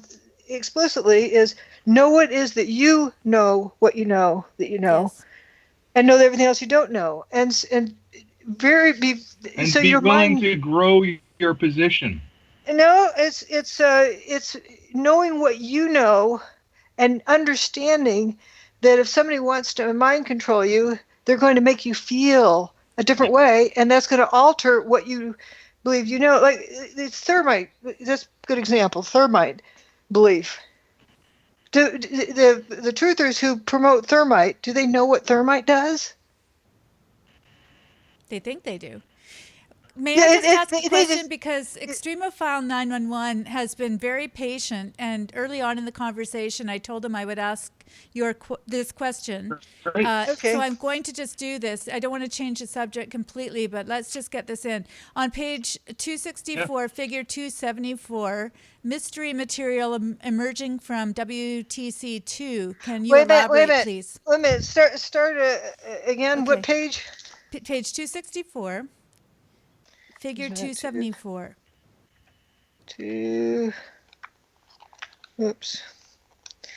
Figure 274. Okay. And the question is, there's mystery material emerging from WTC2, and can you elaborate? That's the question. This stuff. I didn't have the other photos there, but the stuff, the orange stuff looks like it's pouring out of the window, and then it stops and it pours out the next window over. But when it pours The out of the molten window, metal. no, you don't know what it is. You can't say that's All right. metal. All right. It's something that appears to be pouring out of the window, and it stops and it pours out of another window. There's the fourth one over. In my website, I have both of them, the third and the fourth one. But if you look at the, whichever one it stopped, it went out the other one. If it had been 2,700 degree or whatever molten iron, don't you think it would have melted the aluminum it was pouring over? The aluminum's not melted. Kitty did. Wally does. Yeah, this is blue actually. I'm sorry. That's a great point. It doesn't melt the aluminum it pours over. So There you go. Someone has programmed someone to see, molten metal. There's another particular picture that I wondered early on. It was like flashcards. It's the previous page, at page 263, that Stephen Jones would show this image and say, "See, molten metal in the street. Molten metal, molten metal." So he was training people to see molten metal, or to say molten metal when they saw that picture, so they wouldn't see what else is going on here. In that picture, you have aluminum cladding that is glowing. Aluminum cladding which is glowing. If aluminum glows because it's hot, it's a puddle. Yeah, and it's not orange. It's not a puddle. Molten aluminum is aluminum color. Is that correct, Judy? No, it depends on the temperature. Okay. It can be. I would. That's actually one of the first things I had with issues I had with Jones. I wrote to him and I thought he was having a senior moment. I evaporate aluminum in my lab every day, and I know that when it melts, it can be orange, and white and all. But when it first melts, it can be silvery. But if it's glowing, it glows at the same temperature iron glows. Right. At the same temperature iron glows, aluminum glows. But aluminum, at some point is a puddle if it glows, because it has to be hot. When it first melts, it's not hot enough to glow. But you keep increasing the temperature, like 1,200 degrees, and it melts at 660 centigrade. But at 1,200, it's probably glowing, and all right. And so it's well past it when it started to melt. So if you have aluminum that is glowing, it demonstrates it's glowing for a reason other than being hot. The picture on page 263 in the bottom, it appears that aluminum is glowing. Aluminum cladding is glowing, and it's still rigid. It's not a puddle. Yeah, so it's not too hot yet. No, it's glowing, but it's not a puddle, which means it's glowing for a reason other than being hot. It's not glowing because it's hot. It's glowing for a different reason. Because if it was glowing because it was hot, it'd be a puddle. Right. You follow that? If it's glowing because it's hot, it'd be a puddle. It's not a puddle. No, it is glowing. I get that. So do you have an idea why it's glowing? I'm observing this issue here, and the reason why, at first I didn't see that. I was like, why on earth does Stephen Jones make this big deal out of aluminum never glows? Bingo! He didn't want people to see that. They want people to discard the idea but that stuff pouring out, I don't know what material that is. But when I told Jones, and this is something I'd like to correct that people have misunderstood because of what Stephen Jones has said. I told him he can use that logic that's saying because of the color he knows what the material is. No, If it's glowing because it's hot, and you don't even know that. If it's glowing because it's hot, it doesn't say what material it is, and you can't use Yeah. that argument. And so from that, he said, "Oh, she's arguing that it's aluminum." No, for all I know, it's water that's got a whole bunch of ion charges in it. Who knows what it is? It's something that's glowing, but Have we don't know what you it ever is. seen evidence of cut pillars or the steels? Have you ever seen evidence of cut beams in the Twin Towers? Oh, I saw during the cleanup that they cut some columns. Yeah, I recognize they cut some column, but I've always been Yes, curious as do we have. you don't. That's not evidence of controlled demolition at all. I like to say, look at the cover image of my book. That's the building frothing up into dust. And hand somebody a hacksaw and say, Yeah. which beam do you cut to make it do that? You have to start out with what happened to the building. No, don't focus on a column, and don't focus on a speckle of dust, or Sure. that distracts people away from looking at what happened to the buildings. Well, I spent 5 years looking for cut columns in every bit of video footage and every still that I could find, and I found some evidence of cut columns. But what I was not able to determine happened 2 weeks was after whether that was before or after the fall. And I was curious as to what your position was. Oh, it was 2 weeks after, and I know the photographer who took the pictures. I just need to Yeah. do something of a technical nature. That I hate to break this up, but I have something You that have to is flip the record over or change flip the 8 tracks. Yeah. Nice one. That's really good. That's keeping with the tone. Thanks, Ray. I have to plug in something, and that means that I have to stop the stream for a moment. But I don't want people to disappear, and I don't want you guys to disappear. I don't think it'll affect our conversation. Okay. Okay. So I'm just plugging something in. So people who are listening, please stay tuned. I think it's going to have to start again. Okay. I will be right back, and I'm going to continue to talk. I think. Let me just do this. Okay. Are you still there? I'm here. Very good. Okay, good. I'm just changing something. I can hear you better now. Yeah, no doubt. No doubt. Well, I'm using, before I was using, anyway, it doesn't matter. I'm just cobbling things together here, and it'll just take me a second. But changing chords. I just want to say it's great to have an opportunity to speak with Judy. I've had the discussion about your work many times with the people that I discuss this topic with. Grace's great because he's had a change of heart, and he's actually been very humble about the whole thing. Do you have a copy of my book? I do in PDF. PDF? Yeah, I think so. A bootleg copy? Probably. That's I'm the guy that didn't have a cheat. She I didn't. don't know what you think of me, but I'll tell you this. I'm on a boat on the Pacific Ocean right now. Yeah. So I don't have a lot of the same things that other people have in my life. Right, but if you read a copy of my book, like all 500 pages or whatever of it.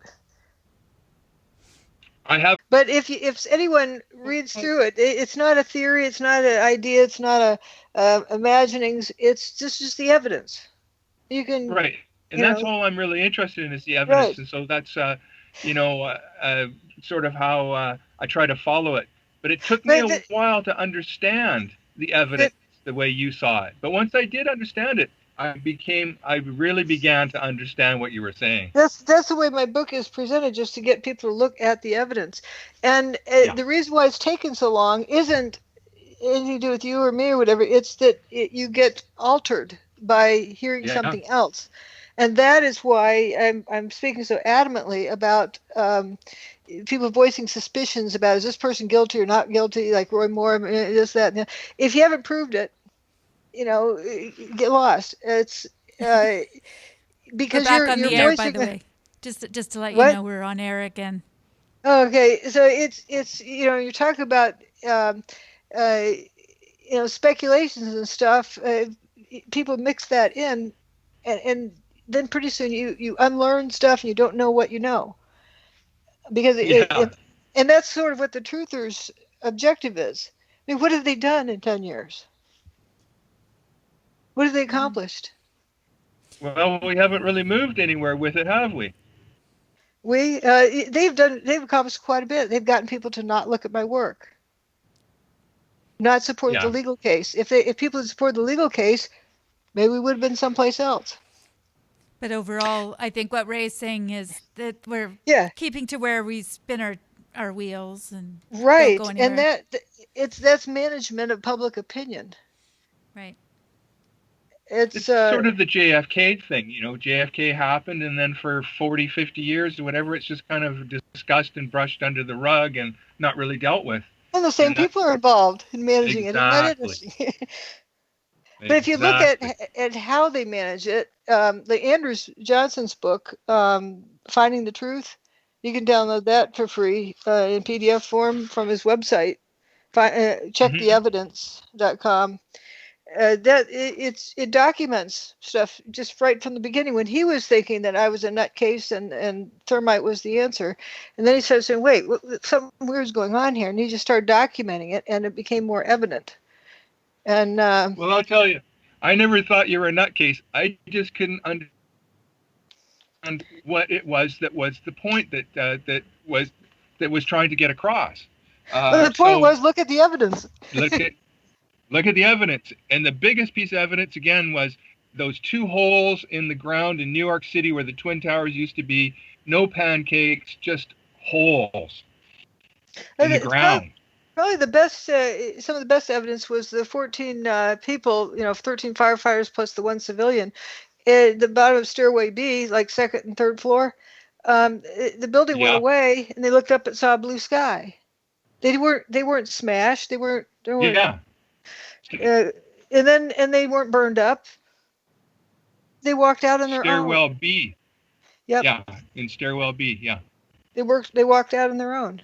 Just looking through my just looking through my 9/11 file to see if I do have a bootleg copy of your book here.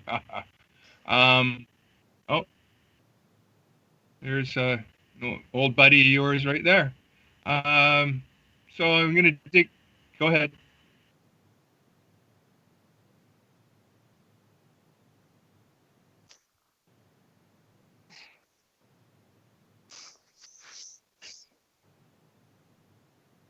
Oh, yeah, yeah. He sent an email that I needed to bury John Hutchison. If he says if you don't, there's nothing I can do to save you.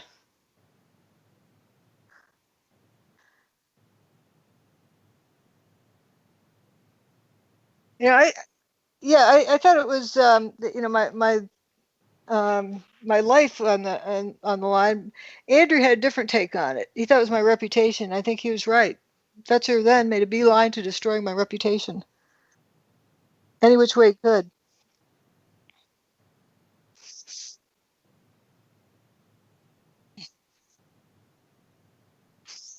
Yeah, exactly. Why didn't people look at the work I was showing? Because of the smear jobs against me. And smear jobs control public opinion so easily. Yeah, and Fetzer has lots of interesting phraseology he uses, like, well, it's widely believed that. So he's not saying he believes it. Widely believed that little Judy did. I hate people calling me by my first name because that's disrespect. Because they're not, my best friend and family member. Um, but that's why Fetzer does it.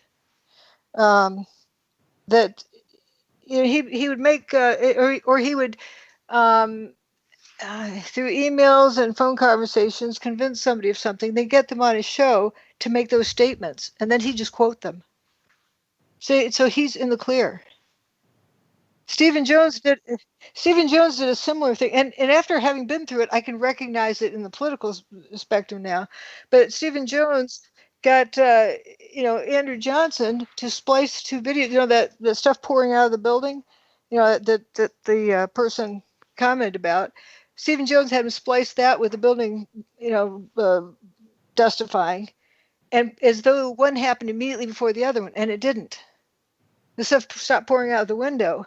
Then some time went by, then the building testified. But it was to lead people to believe something. It was,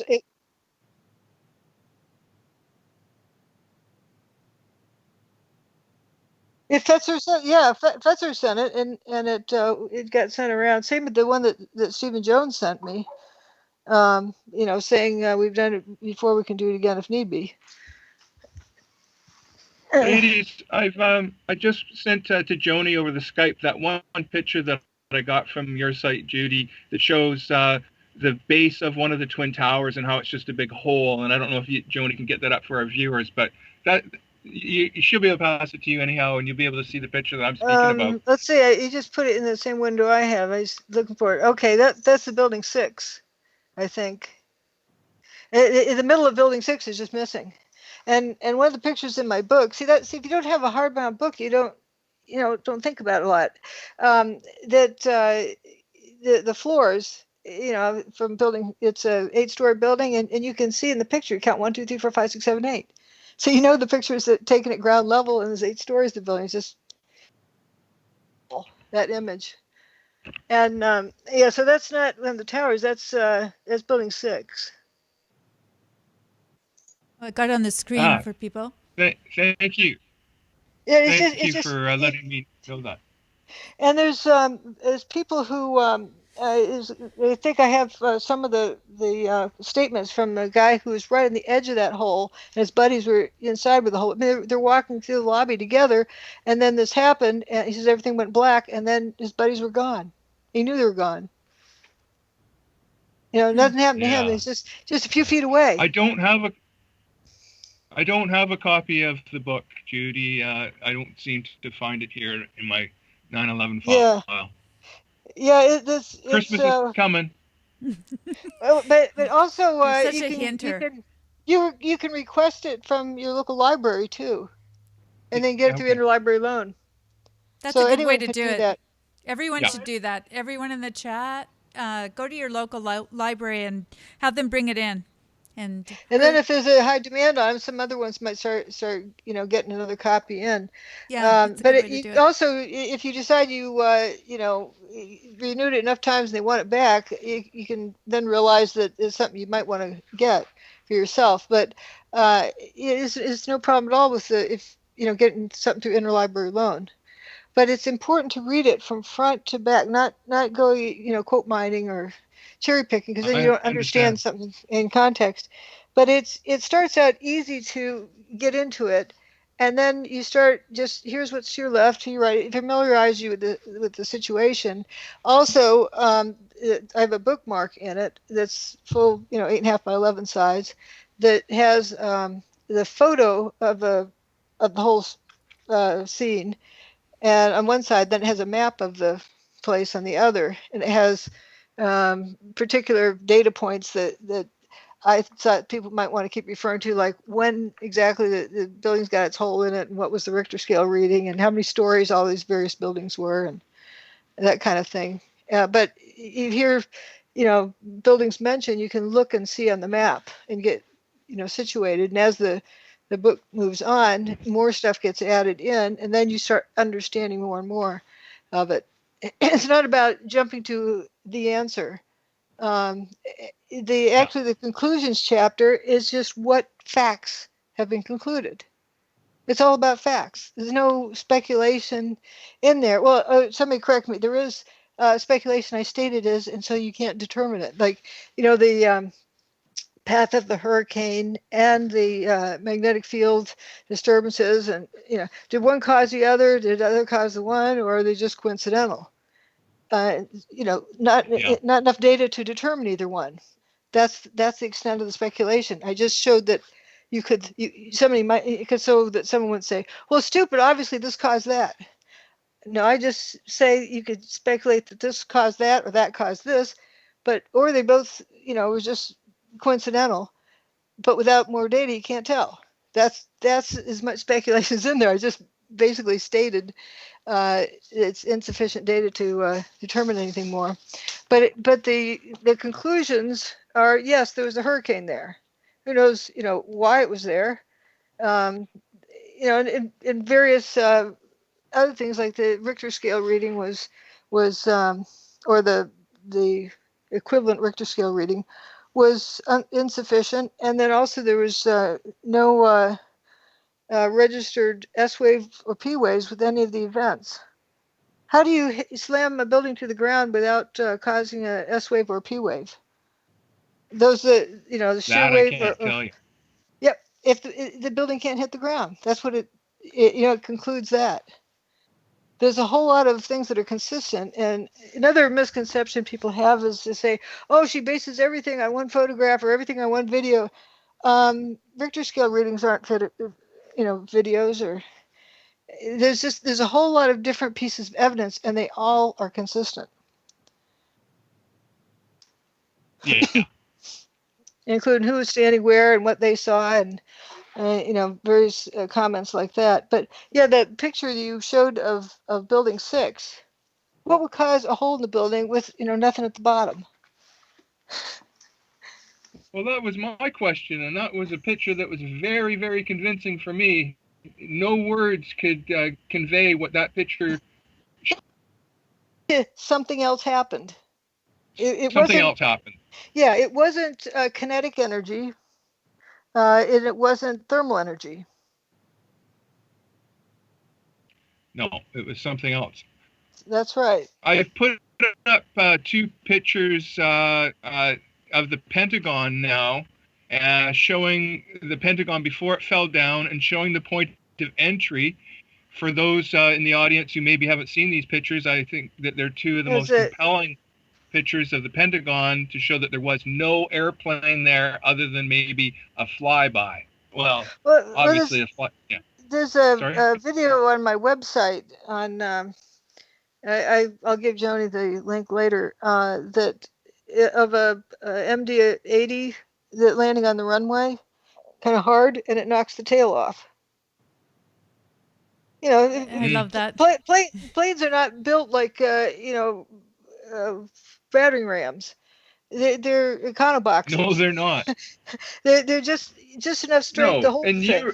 You and I were from the generation when people had those balsa wood frame airplanes, and they used tissue paper over it and then dope over that to make it go hard. That's how airplanes are. Yep. They're very thin skin.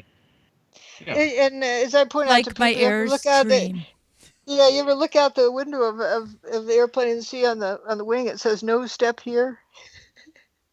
Yeah. It can't handle somebody walking on it. No. So it's not a battering ram, but I have an audio to play. We got up to airplanes here. That it's good. It's a live recording on 9/11, where the guy in the radio studio is just, we have breaking news, and there's airplanes hit the Twin Towers, and then they have a TV on. So, hey, turn up the TV, and I want you to hear it and see what you think of it. It's 42 seconds long. Oh, we have breaking news. It looks like a plane has crashed into the World Trade Center. There is a huge explosion and fire at the top of the World Trade Center. This is a live broadcast at 8:52 in the morning. We have no story right now as to the cause, if it's an accident or was intentional. Why don't you pot up the TV right now? Let's listen to what they're saying. It's from my position, I can see on the south and west. There is a huge gaping hole in the top. An airplane-shaped hole. An airplane-shaped hole, a gigantic hole in the side of one of the Twin Towers. Now, that's the moment of truth. An airplane-shaped hole. An airplane-shaped hole. Did you hear the giggle in his voice? Yeah, it's just like Wile E. Coyote. It's you get the giggle in his voice. Huge gaping hole in the top. An airplane-shaped hole. An airplane-shaped hole, a gigantic hole in the. Now, why do people laugh at cartoons?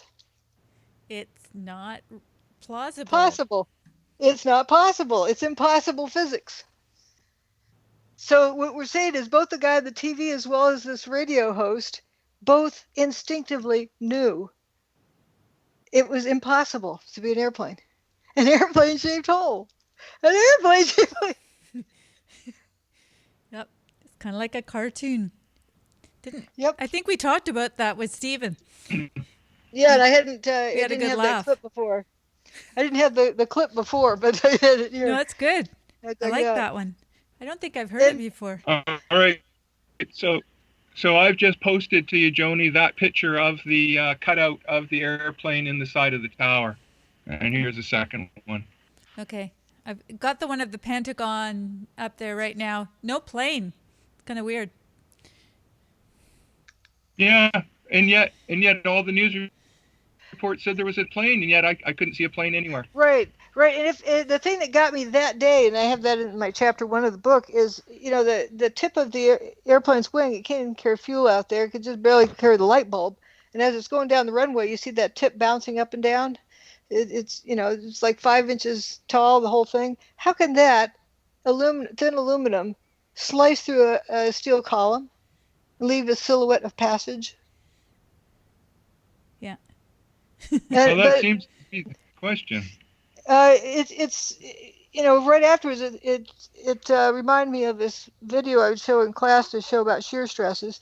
There's the Wile E. Coyote has this Acme steel plate he holds up, and the Roadrunner comes along, zing, and who's that? And he looks at the plate, and there's a silhouette of a Roadrunner. Must have been a Roadrunner. That's how people have been conditioned too, and so they are sure there's an airplane because they saw an airplane-shaped hole. But in reality, think about it. If the airplane's going into a building at an angle, as soon as that nose gets stuck in there, the tail is going to whip around and it's going to fling. And the thing's going to get ripped apart. You see crashes on the ground, the plane's busted into pieces. Because of it's not going straight. If especially the fact that it's going in at an angle, it's going to keep rotating around. The left engine's going to stop the plane first, and the right-hand side's going to whip around, and the tail would be flinging off. And you'd see parts strewn up and down the street. Airplane tail, rear stabilizers. You see parts like that around. Didn't happen. Well, that was what was so interesting about the Pentagon for me is the Pentagon face before it falls down.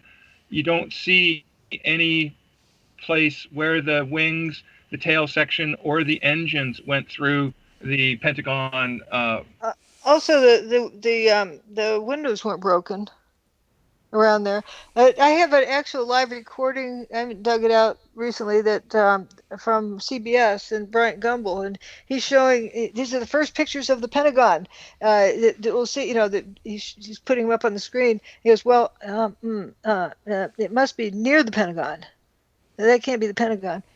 Because there wasn't any damage shown. It was the Pentagon he was showing, but he midstream started thinking it wasn't the Pentagon. Oops, we lost somebody. Oh dear. But it's the power of suggestion. And this Bill Plant, I think his name was. They're interviewing him, and he was an honest journalist, I think. He was just evacuated from the White House. He's saying, well, that was due to the incident in New York involving airplanes. He didn't say airplanes, hit buildings, involving airplanes, and whatever it was that happened at the Pentagon. I still crack up when I hear that. Yeah. Oh, it's hilarious. And that was so beautiful, whatever it was, because first they said it was a truck bomb, and then it was a chopper that crashed. Don't they know what an airplane crash is? They had to figure it out because there were people talking live on camera, voicing, questions then. Now they have stuff much more organized. But even the Peter Jennings thing, where he said to George Stephanopoulos, hey George, Jackie Judd and some others have been asking, where'd all the rubble go? George says, well, I've been asking folks that, and one volunteer, Robert Gerlinsky, explained all fell down into the ground, was pulverized, evaporated. Yeah, He was really doing the best he could. He didn't realize how stupid he was sounding. I mean, because who would voluntarily want to sound like that? what I've noticed is a lot of the videos that were on your site when I first looked at it a few years ago are not there anymore. So they've been taken down off YouTube. Um, and that could have been one of them, but a lot of them have been whitewashed. And it's just, you know. Oh, and Well, I the got a Peter message Jennings saying one it was. was not necessarily appropriate for advertisers to have such things on my site, which is hilarious. Anyway, Peter Jennings. Oh yeah, that was about 24 hours after the event, or 26 hours after the event. It was the next morning, mid Right. morning. And so, and I was wondering where all the rubble went, and then here was somebody actually bringing that up. And oh, now I was excited because they're saying just what I was thinking. But that was the last of it. I thought you were going to get into it more. I think something took them under control after that point. Mm-hmm. But that to me was honest reporting to some extent. They of course put up on the screen whatever they're given, and they don't think twice about it. But that was.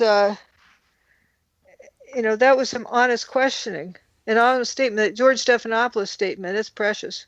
Well, that's why I think the mainstream media is really freaking out now because they really had control of the narrative at that time. Now Oh, we've except got people. not entirely. No, What? not entirely. They have more control now than they had then. Then to have George Stephanopoulos say that, No, I'm just to saying let him that say, now you can actually go to a YouTube channel and you can have people that actually have images like this one that I have up on the screen where we can sort of look at it more closely. It was not as common at that time, or very, very uncommon actually, for people to look on the internet to see if they could find some oh, I see what you're alternative. saying. Yeah, it's Yeah, the I see real what you're saying. stuff, People just the right. real People information. just took what they saw on the TV That's what as I'm saying. fact. Yeah, yeah, and because there's I remember actually when I first started looking on, for videos, it's like, it's in my office late at night. It's like midnight or so. And I poke my head out, look left and right. Nobody's watching. I couldn't get in trouble for looking at this stuff. yeah. Well, And that's. then I decided I better do it from home, even though I had a dial-up, phone modem, Mm-hmm. and it would take forever to download stuff. But Well, it was, I was paranoid yeah. because there's something weird that happened to the world. The fact that my colleagues were swallowing it hook, line, and sinker. Well, That that is freaked a me weird, out. that must have been a weird feeling for you because you were actually in a situation where you had to work with people who Well, I'm had talking got about it. on 9/11 in the faculty conference room. I'm looking at the TV set and I'm seeing this building froth up in dust. And they're calling it a collapse, and I'm looking around and I'm like, nobody's buying this, are they? And everybody was. That was freaky. And that's why I actually did the billiard ball thing. Mm-hmm. Because if you talk about the building, flying bodies and, a horror scene, people's emotions stop them from seeing the facts. So, okay, let's talk about innocent billiard balls. This is Mm-hmm. timing devices and get people to look at those because they're all standard. Forget about the cue ball, but they're all standard issue, different colors, and so you can keep track of one from the other. But they all have the same material properties and weights and whatnot, and It's so you measurable. can think. And also, when you talk about billiard balls, it's like put on your thinking cap. It's something to focus on. And then after you go through that, then you switch it back to the building, and it's like they short circuit. Mm-hmm. That was the weirdest realization ever. There's something weird that had happened to everyone around me. That was the creepiest day of my life for sure. And it's still happening Yeah. because we have people still asking the same kind of questions that they were asking on that day, or making the same kind of Yeah. So assumptions. Sorry?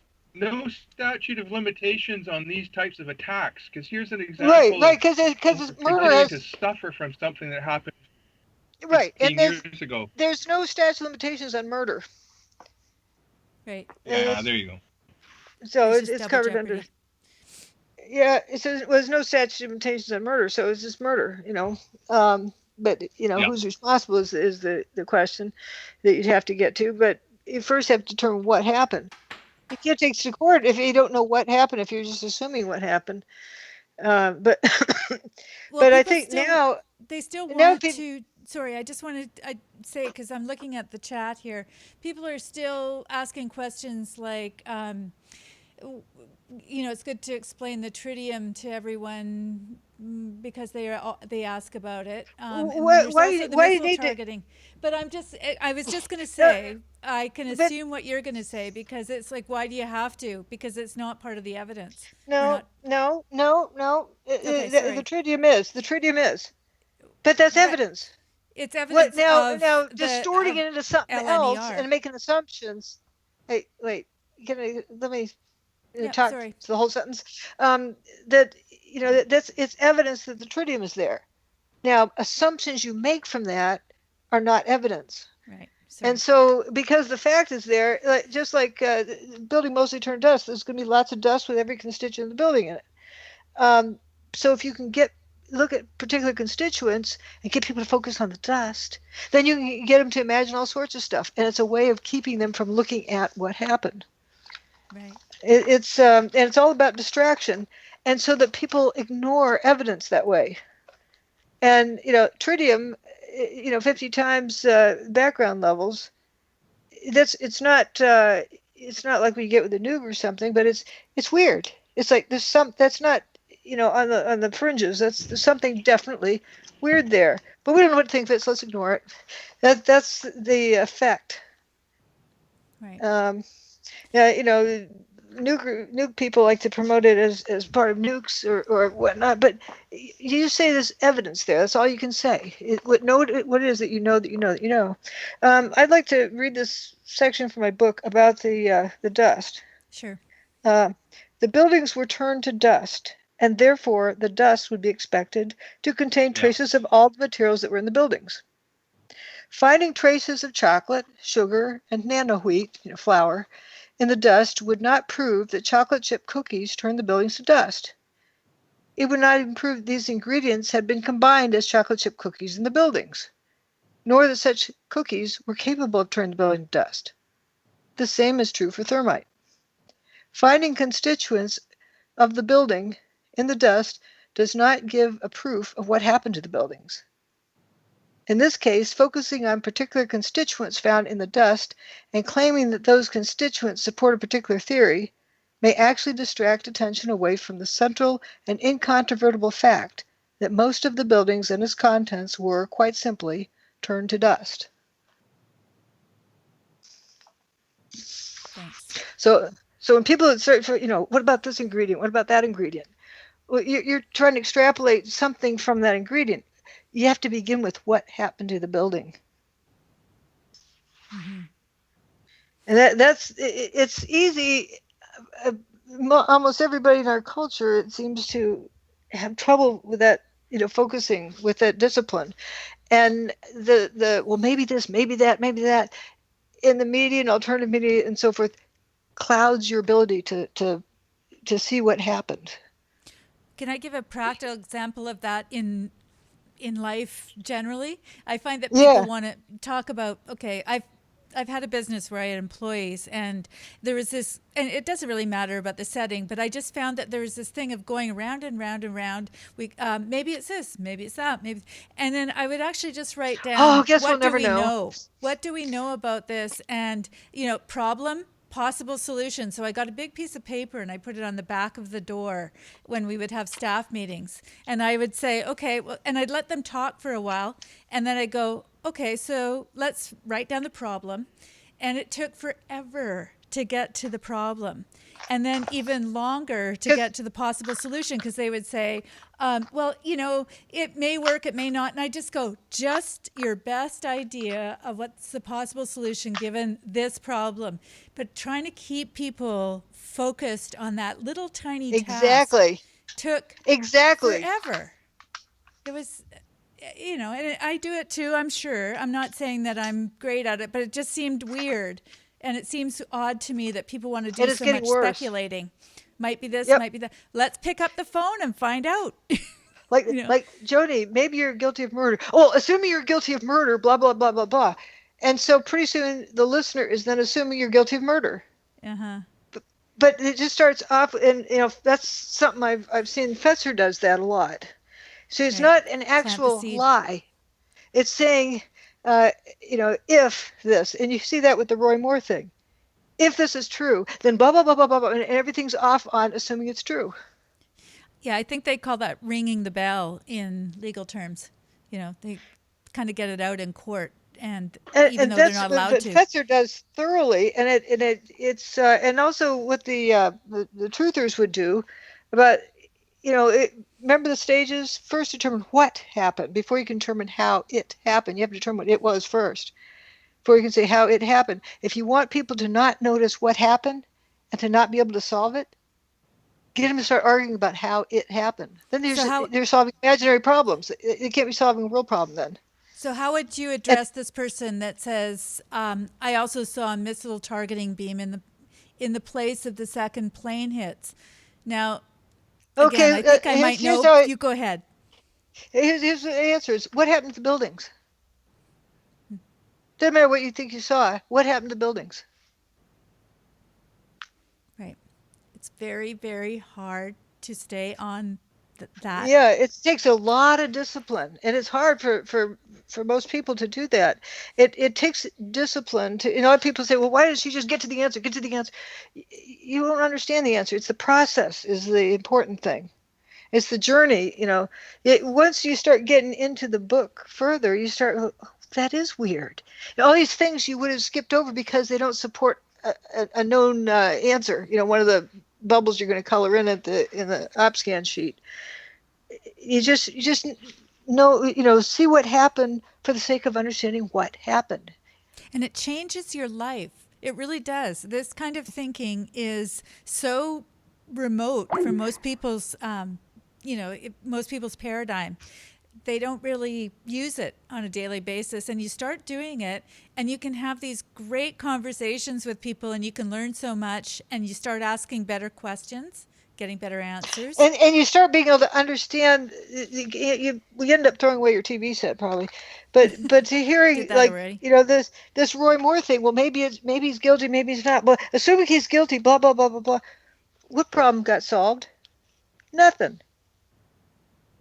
There's no evidence presented. It's just speculation, and everything's all in speculation, and there's no problem being solved. It's just causing you to make an assumption, like the Casey Anthony thing. I would suggest that there is a problem being solved for somebody because they are seeing some problem that needs to be distracted from. So that's what's happening there. Is somebody's finding a way to do the distraction. So it's solving their problem of not having the focus on them. It's motivating people to not know how to problem solve. Well, in order to solve a problem, you have to know what the problem is.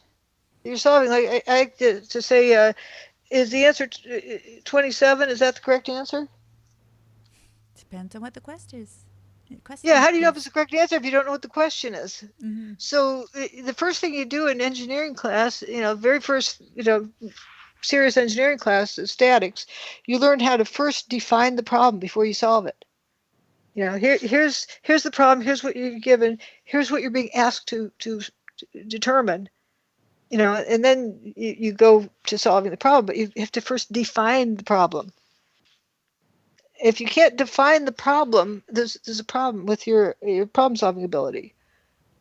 I'm curious about people in the live chat if they feel that they can define the problem, if they're understanding what's going on here in terms of what you're saying.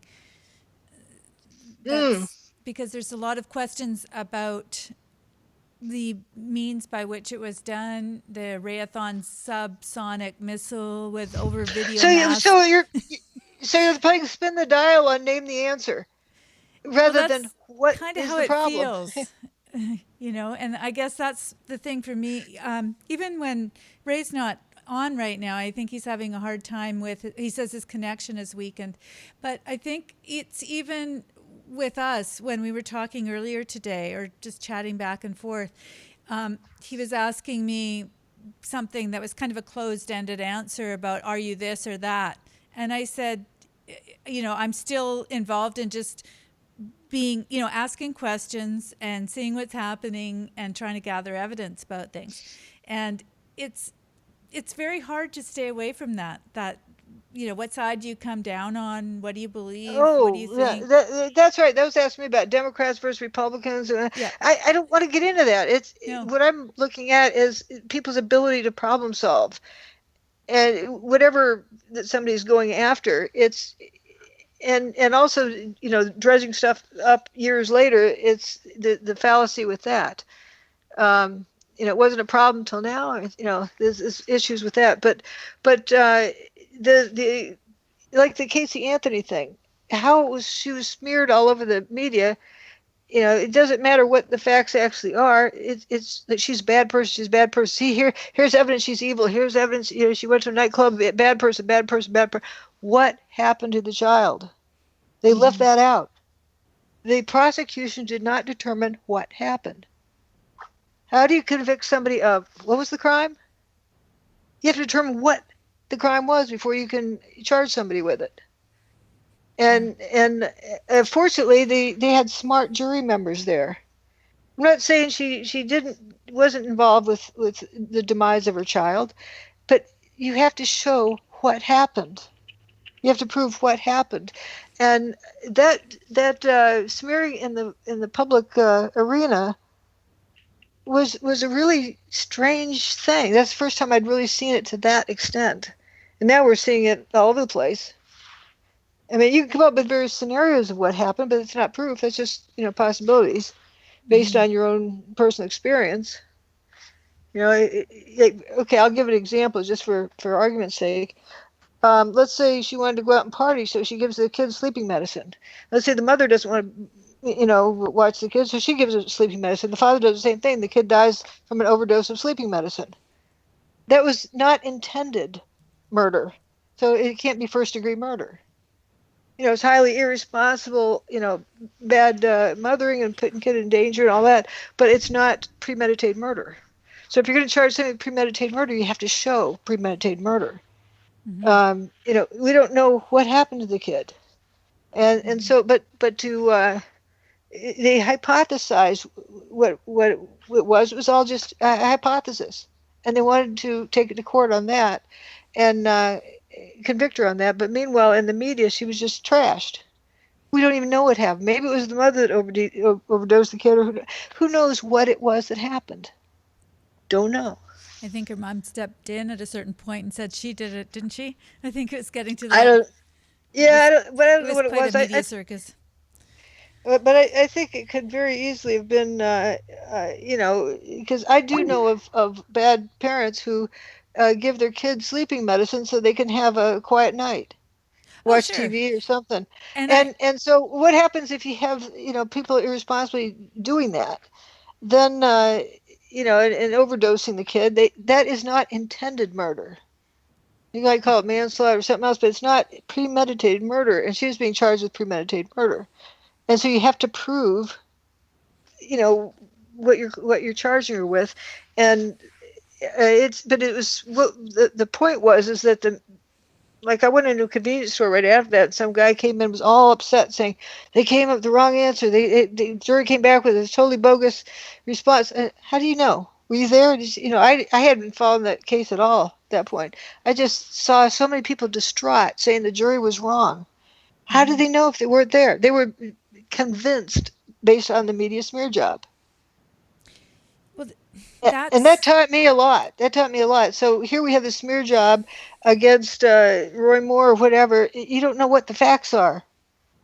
So why take it to, that's where I realized in the this case, thing about with Casey Anthony, I guess the thing is that her child is missing, is gone, is not there. I mean, with Roy, it's a different situation because he's, we don't have anything to go by either way. But we've got a child that's missing, and the weird thing is that you've got this mom that's basically saying, I don't know what happened, and then all these things start coming out.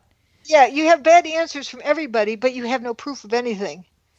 And so they could have held off and, did, better research or something. Who knows what.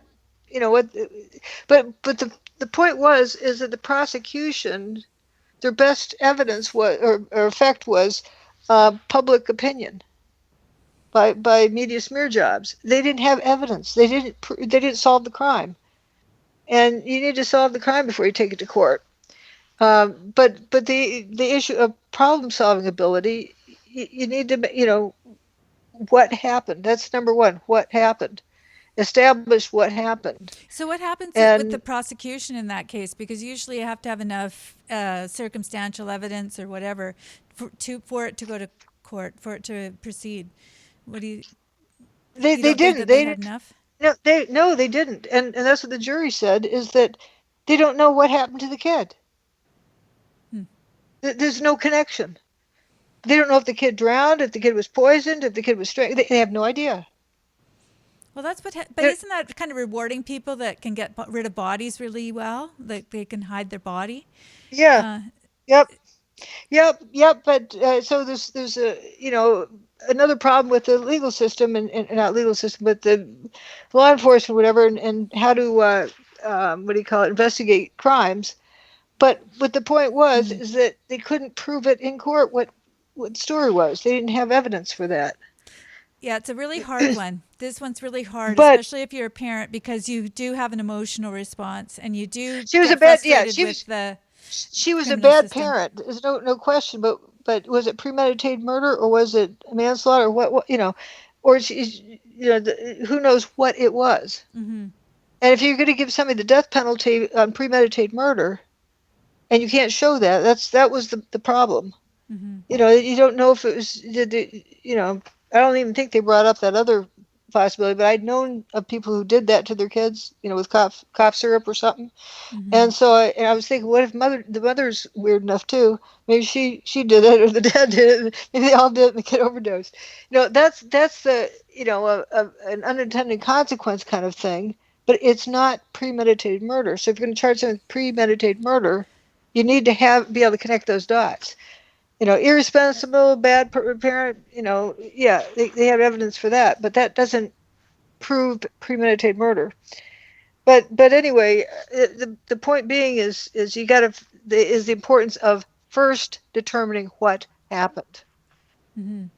and not confusing evidence of what happened with speculation. And the Casey Anthony case, that was using speculation to substitute for evidence. Yeah. And I see. Yeah, uh, I get your point, but this is how I'm that's sort an of extreme. modeling going through some of this stuff, because what first comes to our mind is this, either what we've already heard or some emotional response, and we have to kind of pull back from there, and Right, it's and a that's very that's why difficult thing. it's yeah, that's why in a civilized society you don't have speculation being presented as fact.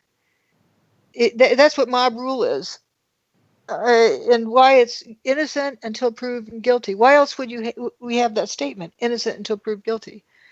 It's so that smear jobs don't destroy somebody, and if you can't prove guilty, then the person is innocent. Mm-hmm. Because they're innocent until proved guilty. When people say, well, we don't know what to do. Is he innocent? Is he guilty? Is he innocent? Is he guilty? Oh, I don't know. Well, going back to the rule of Let's leave it society. to the courts to decide. Right, Yeah. but before it gets solved in court, it's innocent until proved guilty. And so if it can't go to court, then it can't be proved guilty. Do you want to ask your Yeah. question now that you're back online, Ray? My connection's not that. Yeah, my question's not that good, but or my connection's not that good. My I think question the might question's be a good. good one. My question is about given all of the public knowledge that's coming out in the press and in books across the world now to do Knowledge with of what? Hillary Rodham Clinton. But sorry. Knowledge of what? Oh, yeah, there. Now you're getting to it. Okay. You said all the knowledge is coming out in books, and okay, well, knowledge. Yeah, I written the question down. I don't know if you can see it, but my question is given the public knowledge of the crimes alleged, could Hillary Rodham Clinton get a fair trial given a person's right to a fair trial? Well, what's a fair trial? I mean, there's people who say, "Oh, she's innocent. I just know it because I feel it that way. I feel she's innocent." Yeah. I feel she's guilty. Yeah, yeah. And so that's I why re- we have a problem with our legal system. And when you get corruption involved, there's a problem. Yeah. and when someone's And that's got why away it with needs a to lot get of fleshed things out. where there You is know, as a evidence. Canadian, Sorry, I just wanted to say that there has been a lot of yeah, go. evidence that has been overlooked or put to the side, or it's out Mhm. there, and you can look at it. And you Yeah. can people don't Yep. get When you suicided. own the Department of Justice, Well, yeah, it's just like the Arkansas thing, like you can look at the yeah, evidence and you can say, look, people don't suicide themselves from the back of the head. That's all. It just, there's certain things Yeah. that just don't make yeah, sense. Well, it's like the NIST report. It yeah, has the evidence in it. They just overlook it. They just ignore it. Right, yeah, right. yeah, See, that's yeah. a legal thing based on the Smith-Mundt Act. They aren't fabricating evidence. They're just, oh, I forgot about that. It's but it's in there like that. There's no measurable S wave or P wave with any of the events in New York on 9/11. The building didn't make an S wave or P wave, and the Oh, building I slammed to the forgot. ground. I Yeah, forgot. they didn't know I what to forgot think to of do that, the so they seismic stuff. yeah they just ignored it. But it's in the report. Hmm. So it's not that the evidence isn't around. It's that people look to somebody else to tell them the answer. Hmm. And I think the Hillary Clinton thing is the same deal. The evidence is around, but if you're sitting back twiddling your thumbs, want somebody else to tell you, the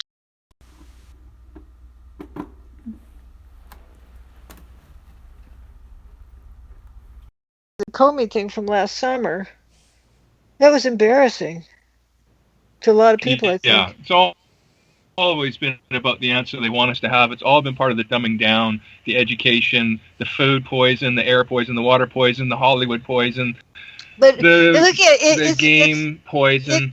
it, Yeah. it helps relieve some of the frustration if you start noticing the pattern. Like what I noticed about Comey was he definitely knows how to put on this Boy Scout image. Wow, does he You ever? know, yeah, and the same with Oliver North. He knew how to do that. He gets his eyebrows pointed up in the middle and looks serious. You know, he just looks like he's so humbled and serious. They both put on the Boy Scout look, and the same with Stephen Jones. So now that we know that, let's be careful in the future to avoid letting ourselves get sucked in by Boy Scout looking people. That is a tactic. That You know, that rules show you me the out, eh? goods. Well, show me the goods. Show me what you do, not what you look like. Yeah. Well, You know, some of us could never do it. We're not good right, liars, and we right. Well, don't you come wouldn't get across hired like then. that. Yeah, we're not going to be able to do it. But Yeah. that Boy Scout image it really works on a lot of people apparently. Huh. Now Hillary Clinton doesn't come out. She doesn't have a Boy Scout image. She just establishes what she wants as the facts and just repeats them. Yeah, exactly. Or And it's it or doesn't it's already matter if been the handled. who cares what the facts are, as long as I say them in such a way as I believe them, then other people should as well. Somebody says here, would the Supreme Court judges even be legally able to change their mind and look at your Quitam case if critical Well, number of citizens were to learn about it? not at this point. The Supreme Court didn't decide. See, based on something I think happened. Was it 87? The Supreme Court doesn't have to hear cases that get there. There's only ones they feel like hearing, and they didn't feel like hearing this one. They don't have to say why they don't feel like hearing it. But the Court of Appeals, that was the time to act. If enough people, were out standing in in the hallway, in the courtroom, stuffed in the courtroom, in the hallway, and all, it wouldn't have happened the way it did. But there was only two people in there. Who I think one was even from my opposition just to see what happened. But So the question they're, is, if a they're critical number written. of citizens were to learn about it, do you think things would change? No, it's a done thing. The case is dead. That is why Jones, Gage, and Griffin had a party to celebrate. And the day right after the decision came out from the Supreme Court, they weren't going to hear it. If they're not going to hear it, that means now I'm free to talk about it once the case is dead. And if I'm going to talk about it, that's a shock and awe. Mm-hmm. You know, when people see this stuff, they want to blunt that. So what they did, remember this Freedom of Information, release from ABC. There's all these never before seen images. Remember that? Hmm. Those were all images on my website. They've been seen Right. before. Fetzer even used one for the cover of his DVD from the conference he did in 2007. Mm. Yet, he even put them on his website. See, never before seen images. Right. It's all No, they're all on clickbait. my website. Yeah, but it was to blunt the shock and awe. And then Gage had this quote press conference that everyone's supposed to establish one in their town and rent a room in the local hotel, stand in front of a microphone, wait for the press to ask them questions. See, with that going on, nobody was asked questions, but with that going on, no way could I open my mouth. It'd be Mm-hmm. trumped everywhere. And Gage and Jones and Griffin and all met at the one in San Francisco. And afterwards, people were saying, "What did we do this for?" Now you know why. Mm-hmm. Because my case was then dead, and they had to blunt it and flush it and trample it. And that's it. And right after that's when Jones kind of went away. You didn't see him again. He couldn't do 9/11. Well, you know what? We could go on all night. We could go on Oh all the yeah. next day and forever and ever. And there's some other folks that they've got more comments and questions. I think we've covered most Oh, of them. but And I'd like to hear some. okay, some of it is just comments about, But the important, I guess, the important summary of the whole thing is you yourself determine what you know, what happened, not how you think it happened, how this, what happened. If you don't determine what happened, first determine what happened, you yeah. can never solve the problem ever.